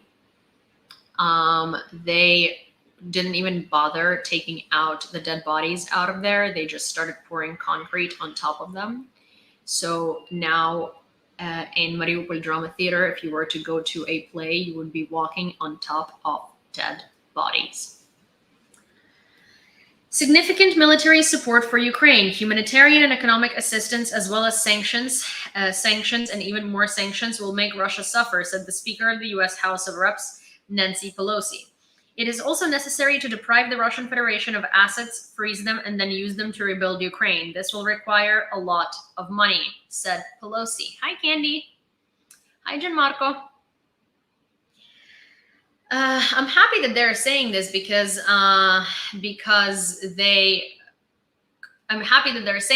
they're finally realizing that their previous sanctions were a pile of crap that did not materialize into anything but just pissing Russia off, but they didn't necessarily actually deprive them of any processes, right? And their economy only shrunk by 4%, which is a miserable outcome. Thank you, Mariana. Which is quite a miserable outcome, genuinely. Like, it's not detrimental to Russia by any means. Prime Minister Justin Trudeau said that Canada condemns the atrocities committed by Russians in the Ukrainian Izum and the Kharkiv region. He assured that his country would continue to support Ukraine. Here is his tweet. The reports of mass graves in Izum, Ukraine, are horrifying and heartbreaking. Canada condemns these abhorrent crimes. Canada condemns these abhorrent atrocities. We'll keep working with partners to hold the perpetrators to account, and we'll continue to be there for the people of Ukraine. According to the head of the regional military administration, Stepan Maselsky, at least 1,000 people died in the liberated Izum. At the same time, he hopes that there will be no more mass graves in the city. In Izum, there is a terrible picture. Repeat Bucha Irpin which must be multiplied by 3. The employees of the State Emergency Service are talking about this. I hope we don't find more mass graves. Previously, 400 graves were found. In one grave, we find several bodies, including children. The invaders killed people, abused them, and tortured them. People there lay on top of each other. They were even forced to sleep standing up. They wanted people to come over to their side. According to our estimates, at least 1,000 people died in Izum, Maselsky said. During the conference of the NATO Military Committee, Estonian President Alar Karis, in his speech, focused on Russia's war against Ukraine. He called for further support for Kyiv in the fight against Russian aggression. Now is the time for Ukraine to continue to develop its first successes on the battlefield. We all know that the war is far from over. This means that we must continue our military support no matter what the cost of success. To stop it would be a big mistake, Karis said. The Russian Federation continues to confidently supply weapons, equipment, and ammunition to the armed forces of Ukraine. The Ministry of Defense showed new trophies of Ukrainian defenders. Take a look.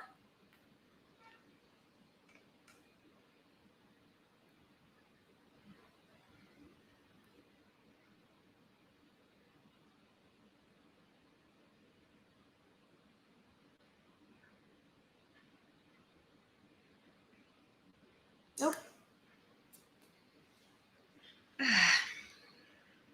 France may secretly train Ukrainian troops under a special program. This is reported by the publication Politico with reference to the advisor of the head of the French Ministry of Defense. The source claims that although Paris has refused mass training of the personnel of the armed forces of Ukraine since the beginning of the special operation of the Russian Federation, it has trained about 40 Ukrainian militaries. The lion's share of Ukrainians trained in France was taught how to handle Caesar self-propelled howitzers. The advisor made it clear that specialized exercises could be conducted under the leadership of Paris. I think the interesting thing is that a lot of countries say that they're not publicly say that they're not going to train the Ukrainian military, but then they train certain battalions and they do train them. But I feel like in a lot of cases, they do that to not publicize that to the world. And if they say, no, we're not going to train the armed forces of Ukraine, then Russia is like, haha, well, they refused, but then they train separate battalions, right? And that's still the same thing because they couldn't train the entire armed forces, but they basically refused to train the whole structure. But behind the scenes, they trained separate battalions that they would have trained anyway. And that way, I think they are trying to trick Russia into thinking that they're not helping. Today, the invaders struck at the Slavyansk thermal power plant. The impact caused a fire and damage to the equipment at the station. So another thermal power plant that Russians have attacked. U.S. discusses the possibility of providing Ukraine with F-16 fighter jets, Patriot air defense systems, and Grey Eagle drones, according to Politico. The media note that Ukraine has ceased to publicly call on the United States to provide high-tech weapons to combat Russian aggression. However, in fact, negotiations on the supply of modern weapons to Ukraine continue behind closed doors, and there are even some successes. So here is another thing, right? Anytime that we criticize the US for not supplying something to Ukraine, anytime we criticize, well, anybody but Germany really, because Germany always announces it and then just never does it. But anytime that we criticize governments about their support for Ukraine, right? I think that one of the things that we forget truly is that a lot of these governments are just trying to figure out how to do it behind Russia's back, so Russia doesn't expect it, right? So a lot of it is also strategic, and therefore I don't necessarily jump into criticizing governments the second that they say they're not going to send something to Ukraine or they're not going to like do something, because I know that a lot of it is strategic and a lot of it is to confuse Russia. A lot of it is kind of so Russia doesn't expect it.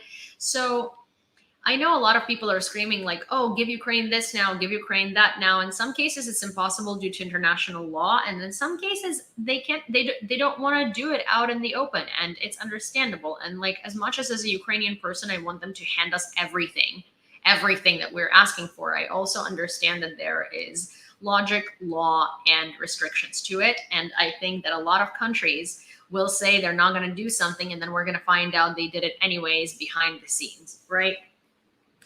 During the Russian occupation, Borodyanka sustained losses of over 150 million USD, reports KSE. There are no military units, army depots, or strategic facilities in Borodyanka. Swedish clothing manufacturer H&M is leaving the Belarusian market. Belarus had H&M.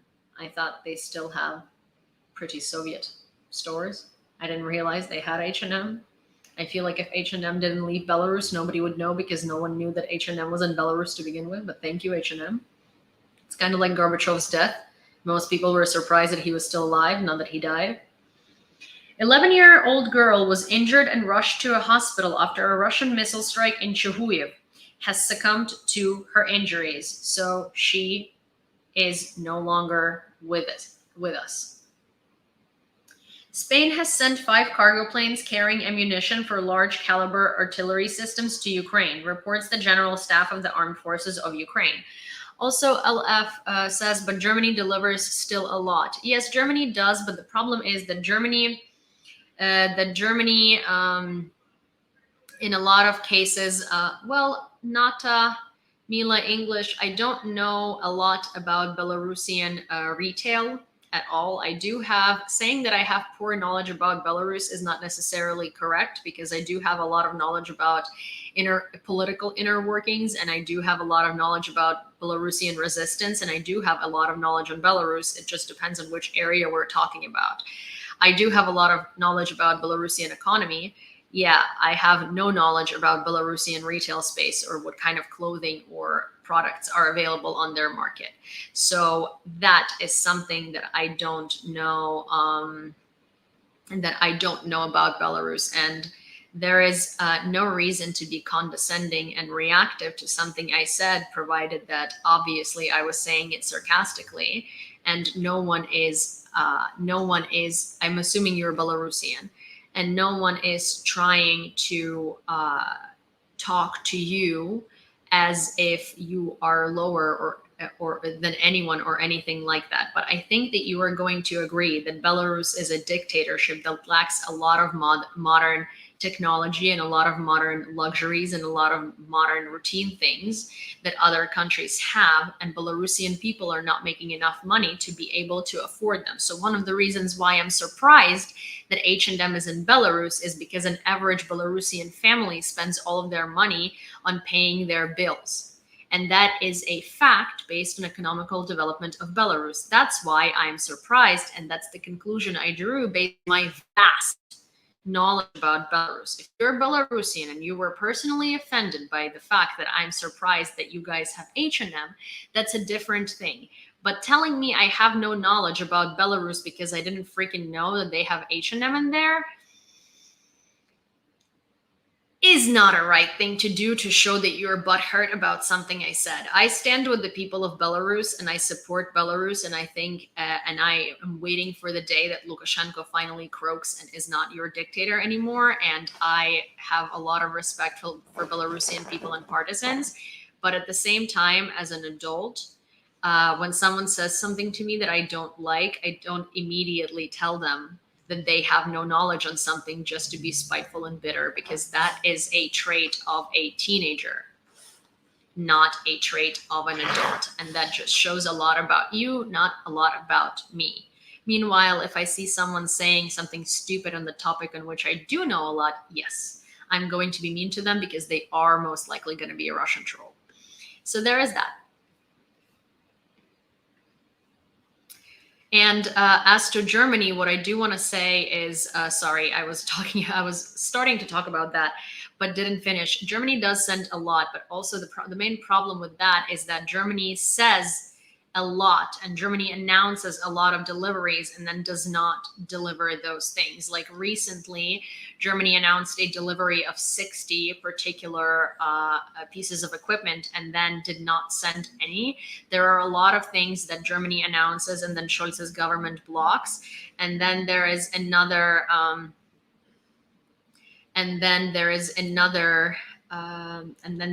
another thing of Germany being one of the richest countries in Europe, proudly announcing today that they're sending us 2 armored vehicles. And that's just there's just been a lot of issues with Germany saying they're going to deliver an X amount of things and then either not delivering them or delivering significantly less. So I'm not saying that Germany isn't helping us, but the fact of the matter is that Germany is saying a lot and doing very little. Well, poor knowledge of Belarus still, here is this girl still saying, I didn't say no knowledge, I said poor knowledge.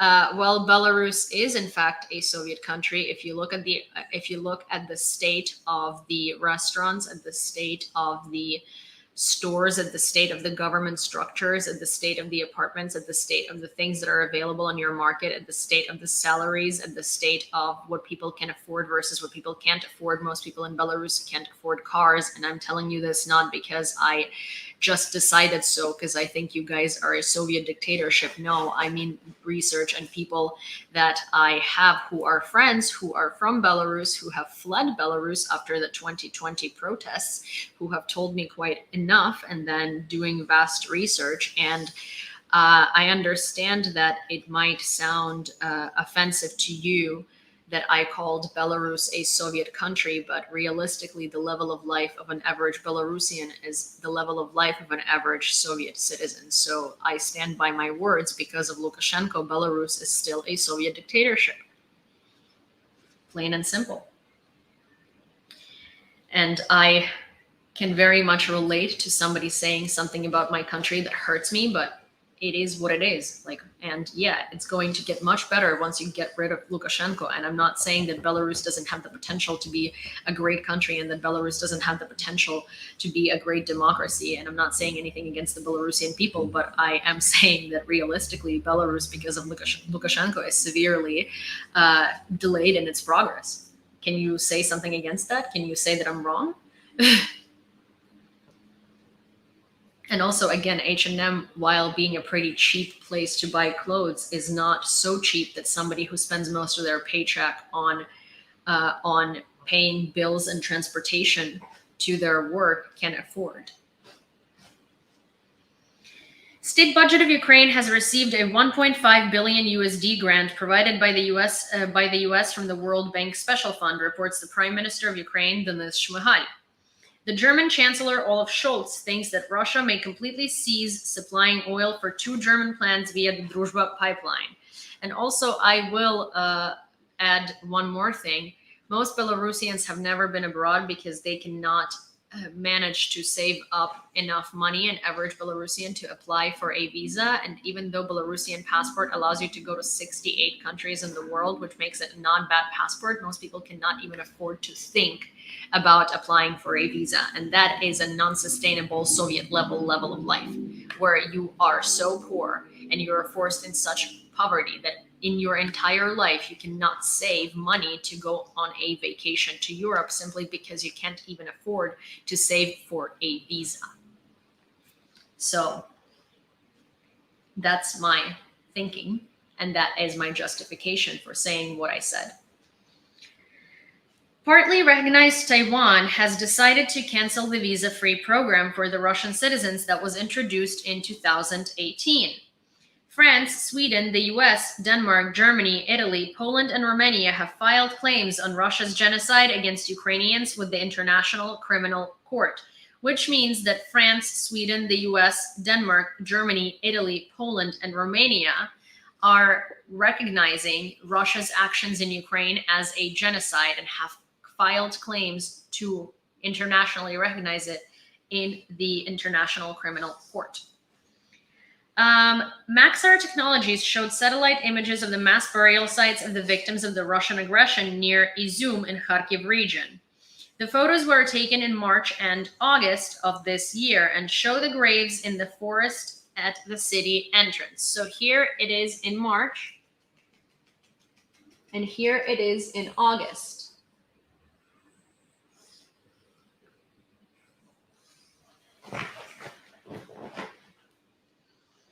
The liberated village of Kozacha Lopань in Kharkiv region, yet another torture chamber where the Russians tortured and killed Ukrainians.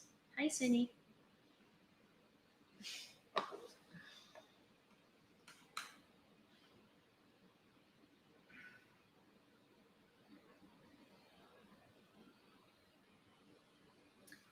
And that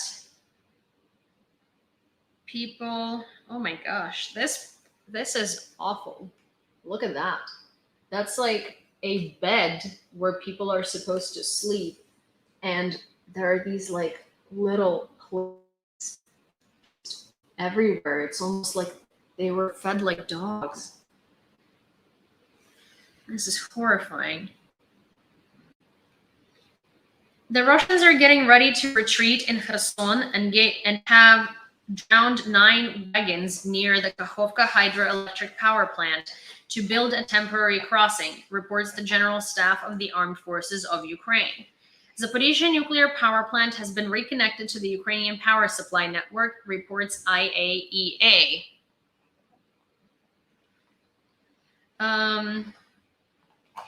Power supplies was interrupted 2 weeks ago. The plant was supplied via reserve lines from a thermal power station nearby. Yanis Sarts, director of the NATO Strategic Communications Center, came to the conference in Warsaw wearing socks with the inscription, "I'm trampling on the Russians." These socks were designed by the Dodo Socks store in collaboration with journalist Michael Schur in support of the 112th Troops Brigade. So these are the socks, and it's kind of funny because it says, "I'm trampling the Russians." And I actually want to get myself these socks because I have a lot of socks from Dodo Socks, and they're one of the best sock brands to begin with, and all of their socks are really fun, and they're very good quality. They're like $8 a pair, I think, and you can find them on Etsy. The brand is DODO Socks. I will link them here as well. So yes. Ukrainian border guards in the liberated villages of the Donetsk region are taking care of the animals left without owners. Take a look.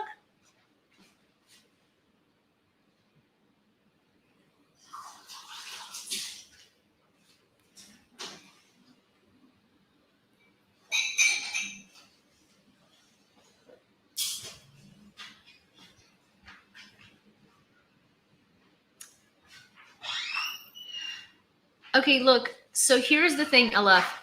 There is a lot of announcements of stuff that Germany is sending to Ukraine, but a lot of this stuff doesn't come to Ukraine.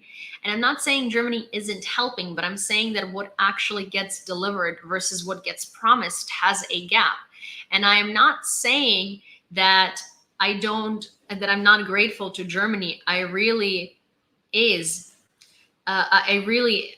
am grateful to Germany. I'm grateful to every country because they don't have to, but they do, right? But there is just a very, very big gap in between what is announced and what actually gets there.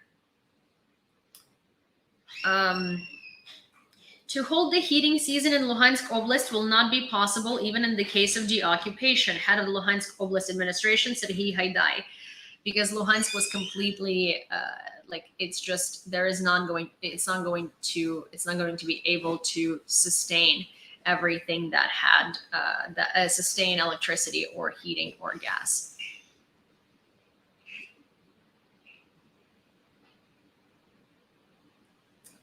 So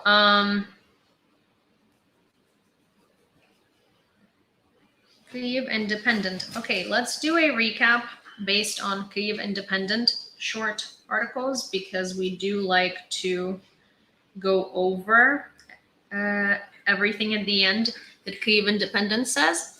So let's start here. Zelensky addressed UN General Assembly despite Russian opposition. According to Die Welt, Scholz says Germany should have reacted more harshly to annexation of Crimea. I want to say clearly that it would probably have been right, at least in retrospect, to react more harshly to the annexation of Crimea. German Chancellor Olaf Scholz said at the Bundeswehr conference in Berlin, reports Die Welt. According to Die Welt, Scholz said that if a more powerful response had followed, then the idea of such an attack on Ukraine again might not have stuck so firmly in President Vladimir Putin's mind. Yes, that is what all of us have been saying this entire time, is that Europe basically allowed Putin to think that they're not going to do anything if he comes in and takes the rest of Ukraine, because no one did anything when he invaded Georgia, no one did anything when Russia invaded Moldova, no one did anything during Chechen wars. Everybody was just like, oh yeah, civil conflicts makes sense. But annexation of Crimea was an incredibly big deal, and the fact that the world was just like, oh, I mean, we don't recognize it as Russian, but we're also not going to do anything about it is an abomination. UK intelligence: Russia likely to conduct stubborn defense of remaining occupied areas in Kharkiv Oblast. The UK Defense Ministry said in its intelligence briefing on September 17th that Russian forces have already built a defense line between the Oskil River and the occupied town of Svatova. But it isn't clear whether Russian frontline forces have sufficient reserves or adequate morale to withstand another concentrated Ukrainian assault. Probably not. Russian military base destroyed near occupied Melitopol. General Staff: Russia conducts offensive in Donetsk Oblast with no results. Russia bombards civilians in 3 Ukrainian regions overnight, kills at least 2. Four Russian warships equipped with up to 32 caliber missiles are combat ready in the Black Sea. Almost all bodies that have been that have so far been exhumed from a mass burial site with about 450 graves in recently liberated Izum have signs of violent death, according to Kharkiv Oblast Governor Oleksandr Nahubov.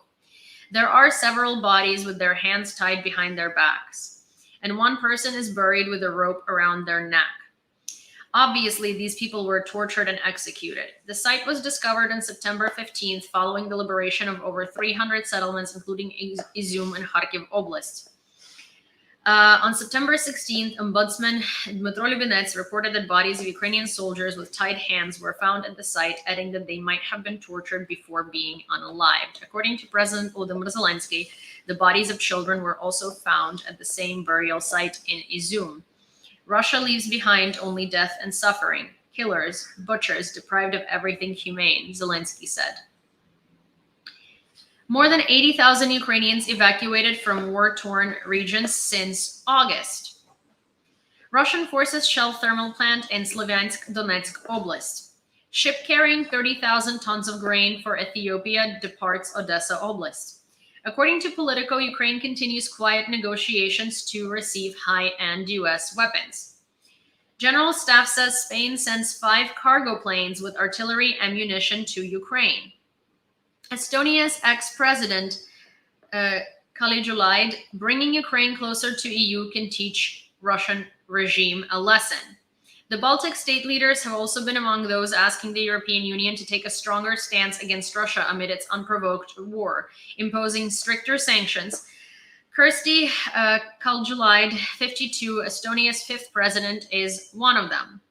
The biggest error that the West could make, she told the Kyiv Independent, is to pretend that Russia's regime is somehow different from what it is. Denis Shmyhal: Ukraine receives $1.5 billion from the U.S. In the latest tranche of the grant provided by the U.S. from the World Bank's Trust Fund, Prime Minister Denis Shmyhal said Ukraine will spend the money on pensions and social care. Russian shelling injures 5 in Donetsk Oblast. Russia's FSB officers tortured residents of newly liberated Kupiansk, Kharkiv region.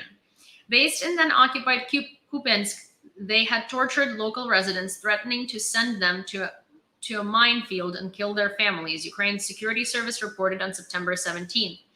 One of the victims said, "For 40 minutes, they have been using a stun gun on me, and they shot at me with either an air gun or a gas gun. I don't know. I was in a bag.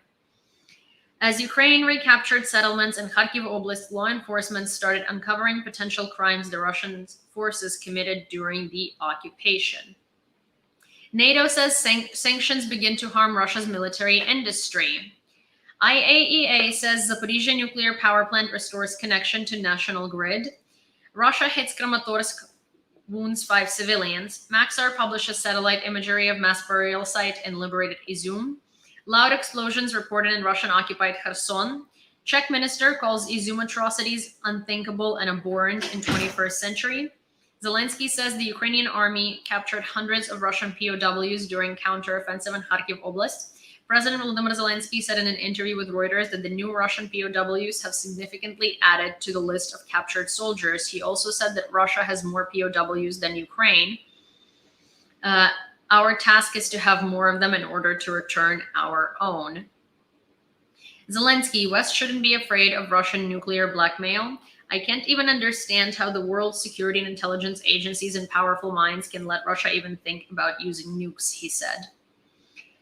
Russian military prepares ways of retreat in Kherson Oblast. Specifically, Russian troops sank 9 railroad cars near the Kakhovka hydropower plant in order to build a crossing on the Dnieper, Ukraine's general staff said. Popol, a representative, comes under fire near Ukraine's front line in Zaporizhzhia Oblast. A bus with Polish-born Cardinal Konrad Krajewski and 3 other participants of a humanitarian mission was shelled, the Vatican News reported. All of them escaped the incident unscathed. For the first time in my life, I don't know where to run because it's not enough to run. You have to know where to go, Krajewski said. Russian-occupied Zaporizhzhia nuclear power plant reconnected to national grid after repair and is now with Ukraine. Hi, Leanne. So this is all I had for today. So please let me know if you guys have any questions or suggestions, or if there is anything you want to know. We are going to unwind for a little bit and talk and discuss everything that we discussed today. I did do a pretty long one today, but I also really don't mind because I had a lot of rest today and I'm not as tired as I normally am. So please let me know if there's anything that you guys want to find out. Wait. Do you see Belarus invading Ukraine? The Belarusians resist Lukashenko's desires. Well, thank you. Well, oh, hi, Elliot. Well, I personally do not see Belarus invading Ukraine. I know that I wasn't the one who was asked this question, but I would say a strong no to that because Belarus is a small country. I've said this a lot of times, but you guys are overestimating the amount of military that Belarus has, and Belarus is not going to Vielen Dank, Veronica.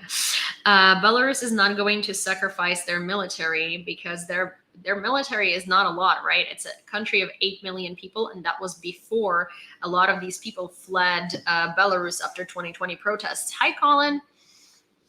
And one of the reasons why they won't send their military is because their battalions are going to be small and they're just going to be cannon fodder. And then Belarus is going to be left without military. And also Lukashenko would be scared to have his military leave the premises of his country because he knows that the Belarusian people are going to seize the moment and seize the opportunity. And they've quite literally said that too. They said, if you send the military to Ukraine, we're gonna overthrow you. And he's just kind of in a pickle in between Putin and the Belarusian people, and he's scared of both. Hi, good evening, Mookie. Good to see you. What are my thoughts on the Russian civilians? I have a million videos on that topic, and Russian civilians are just as bad in most cases as the Russian army and the Russian government. And you know what? I'm going to tell you something. All of the people who spend more time screaming about, good evening, more time screaming about being not all Russians, thank you, Colin, and being so much better, than most Russians. are spending all of their time on the wrong thing. And you know what? Yes, not all Russians, but that's not the point. There are a couple, frankly, 0.0001%, and I mean that because only 0.001 protested. American girl, just be quiet. Well, родной мой, я не американка. Иди, пожалуйста, в задницу. Откуда ты и вылез из этой вот дырочки такой классной. But anyways, so I'm going to actually read you something from Twitter. And here's a Russian civilian that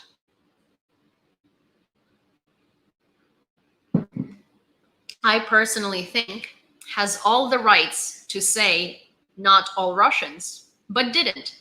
Because the Russians who actually do something do not spend time trying to convince the world that they're not all Russians. They just show it. Olga Simonova, call sign Simba, was killed in action. Originally from Russia, she was ashamed of her country following the events of 2014. Renounced her citizenship, moved to Ukraine, and enlisted in Ukrainian army. I admire the Russians who stand up for what's right. Eternal memory. This is that 0.00 whatever percent of not all Russians. Not all of these Russian bloggers on TikTok that tell you that they do so much, and then shit on Ukrainian creators and write atrocities in their comments and spend more time explaining to people why not all Russians than actually doing something of use and something helpful. This is the not all Russians. And these people don't care for people to praise them for not being all Russians because they fully understand that it's not a merit, it's just a norm. Not supporting the war doesn't make you a good Russian, it makes you a normal person. So these are the people, and they don't care for what you think about them. They don't care what you think about them. They don't want your praise. They don't want you to say, oh my gosh, pat you on the head and tell you like how good you are. They don't want that. They just are ashamed of their country, know their country is doing wrong, and they do something. I'm not saying that every one of not all Russians needs to join the Ukrainian military, but there are plenty of things you can do. But literally do them. Stop talking about them and asking for praise for doing something because of your own freaking actions and how you let your government do this. Hi, Yura. Yeah.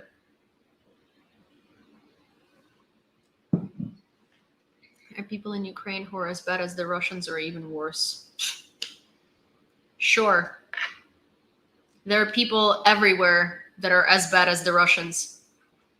Except, you know, they're an overwhelming minority. And Russians are overwhelming majority. Also, what does that have to do with anything? Sure, there are serial killers in other places that have done about the same stuff as Russians have. And what we're going to single out, the fact that there were like a couple of serial killers somewhere, what does that have to do with the fact that, how about we make that sentence a little bit more correct? While most countries in the world have a percentage of serial killers that are about 1,000 people out of the population, out of the general population, and that percentage is an overwhelming minority. And while we're used to seeing serial killers being incredibly punished in court, jailed, and convicted to a death sentence or life in prison in Russia, most citizens are serial killers. And given a gun into their hands, won't hesitate to mutilate, dismember, and unalive civilians. How does that feel to live in a country in which not everyone is a serial killer?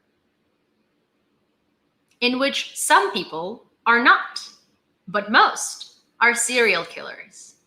How does that sound? How does that feel?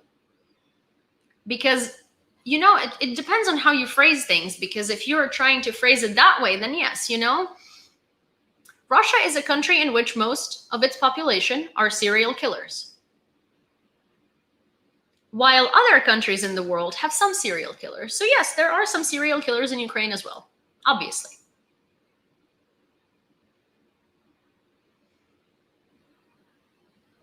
We're not denying that. That'd be weird. There's serial killers everywhere, unfortunately. Some crazy people. Ah.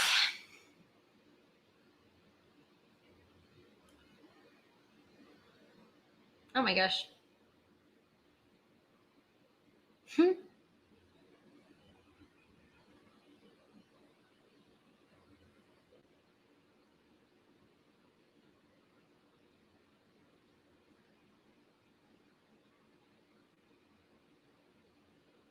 Yeah. Yes, Shaw. I agree with you. All right. Do we have any more questions, concerns, suggestions, or should I, or can I go and then I will see you guys later in the evening for just like a chat, you know, about everything.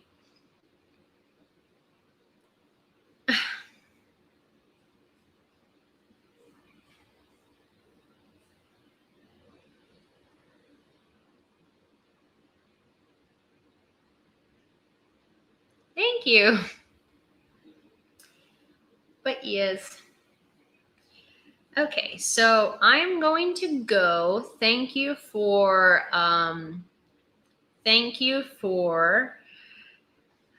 being here as per usual. Thank you for not giving up on the news about Ukraine. If you have missed this or came in late, I would say that the first 30 or so minutes of the stream are very important, because we usually discuss, you know, the thumbnail announcements in great detail. So if you missed that, please check it out. Thank you, Mariana. If you don't follow me on Twitter, please consider following me on Twitter, because I do a lot of reposts and I do a lot of reposts, and I do a lot of commentary on Twitter behind the scenes when I'm not doing broadcasts. Thank you so much. Дуже дякую. When I'm not when I'm not on live. And if you would, so my social media is the same across the board. It's the same as YouTube, at Yulia on Twitter, TikTok, Twitch, and I also do have an Instagram, but that's mostly if you want to DM me and have a question.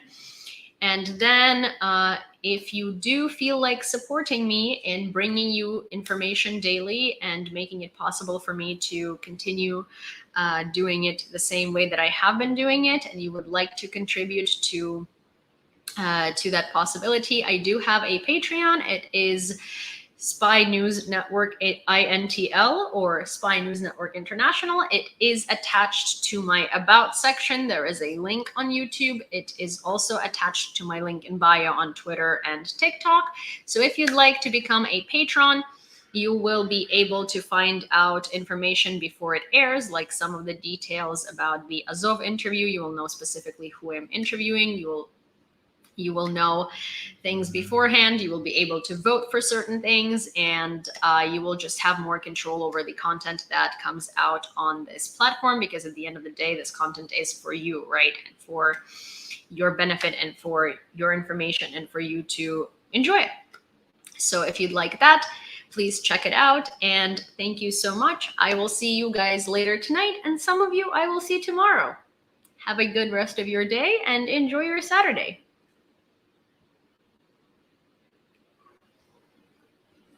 Bye, bye, bye.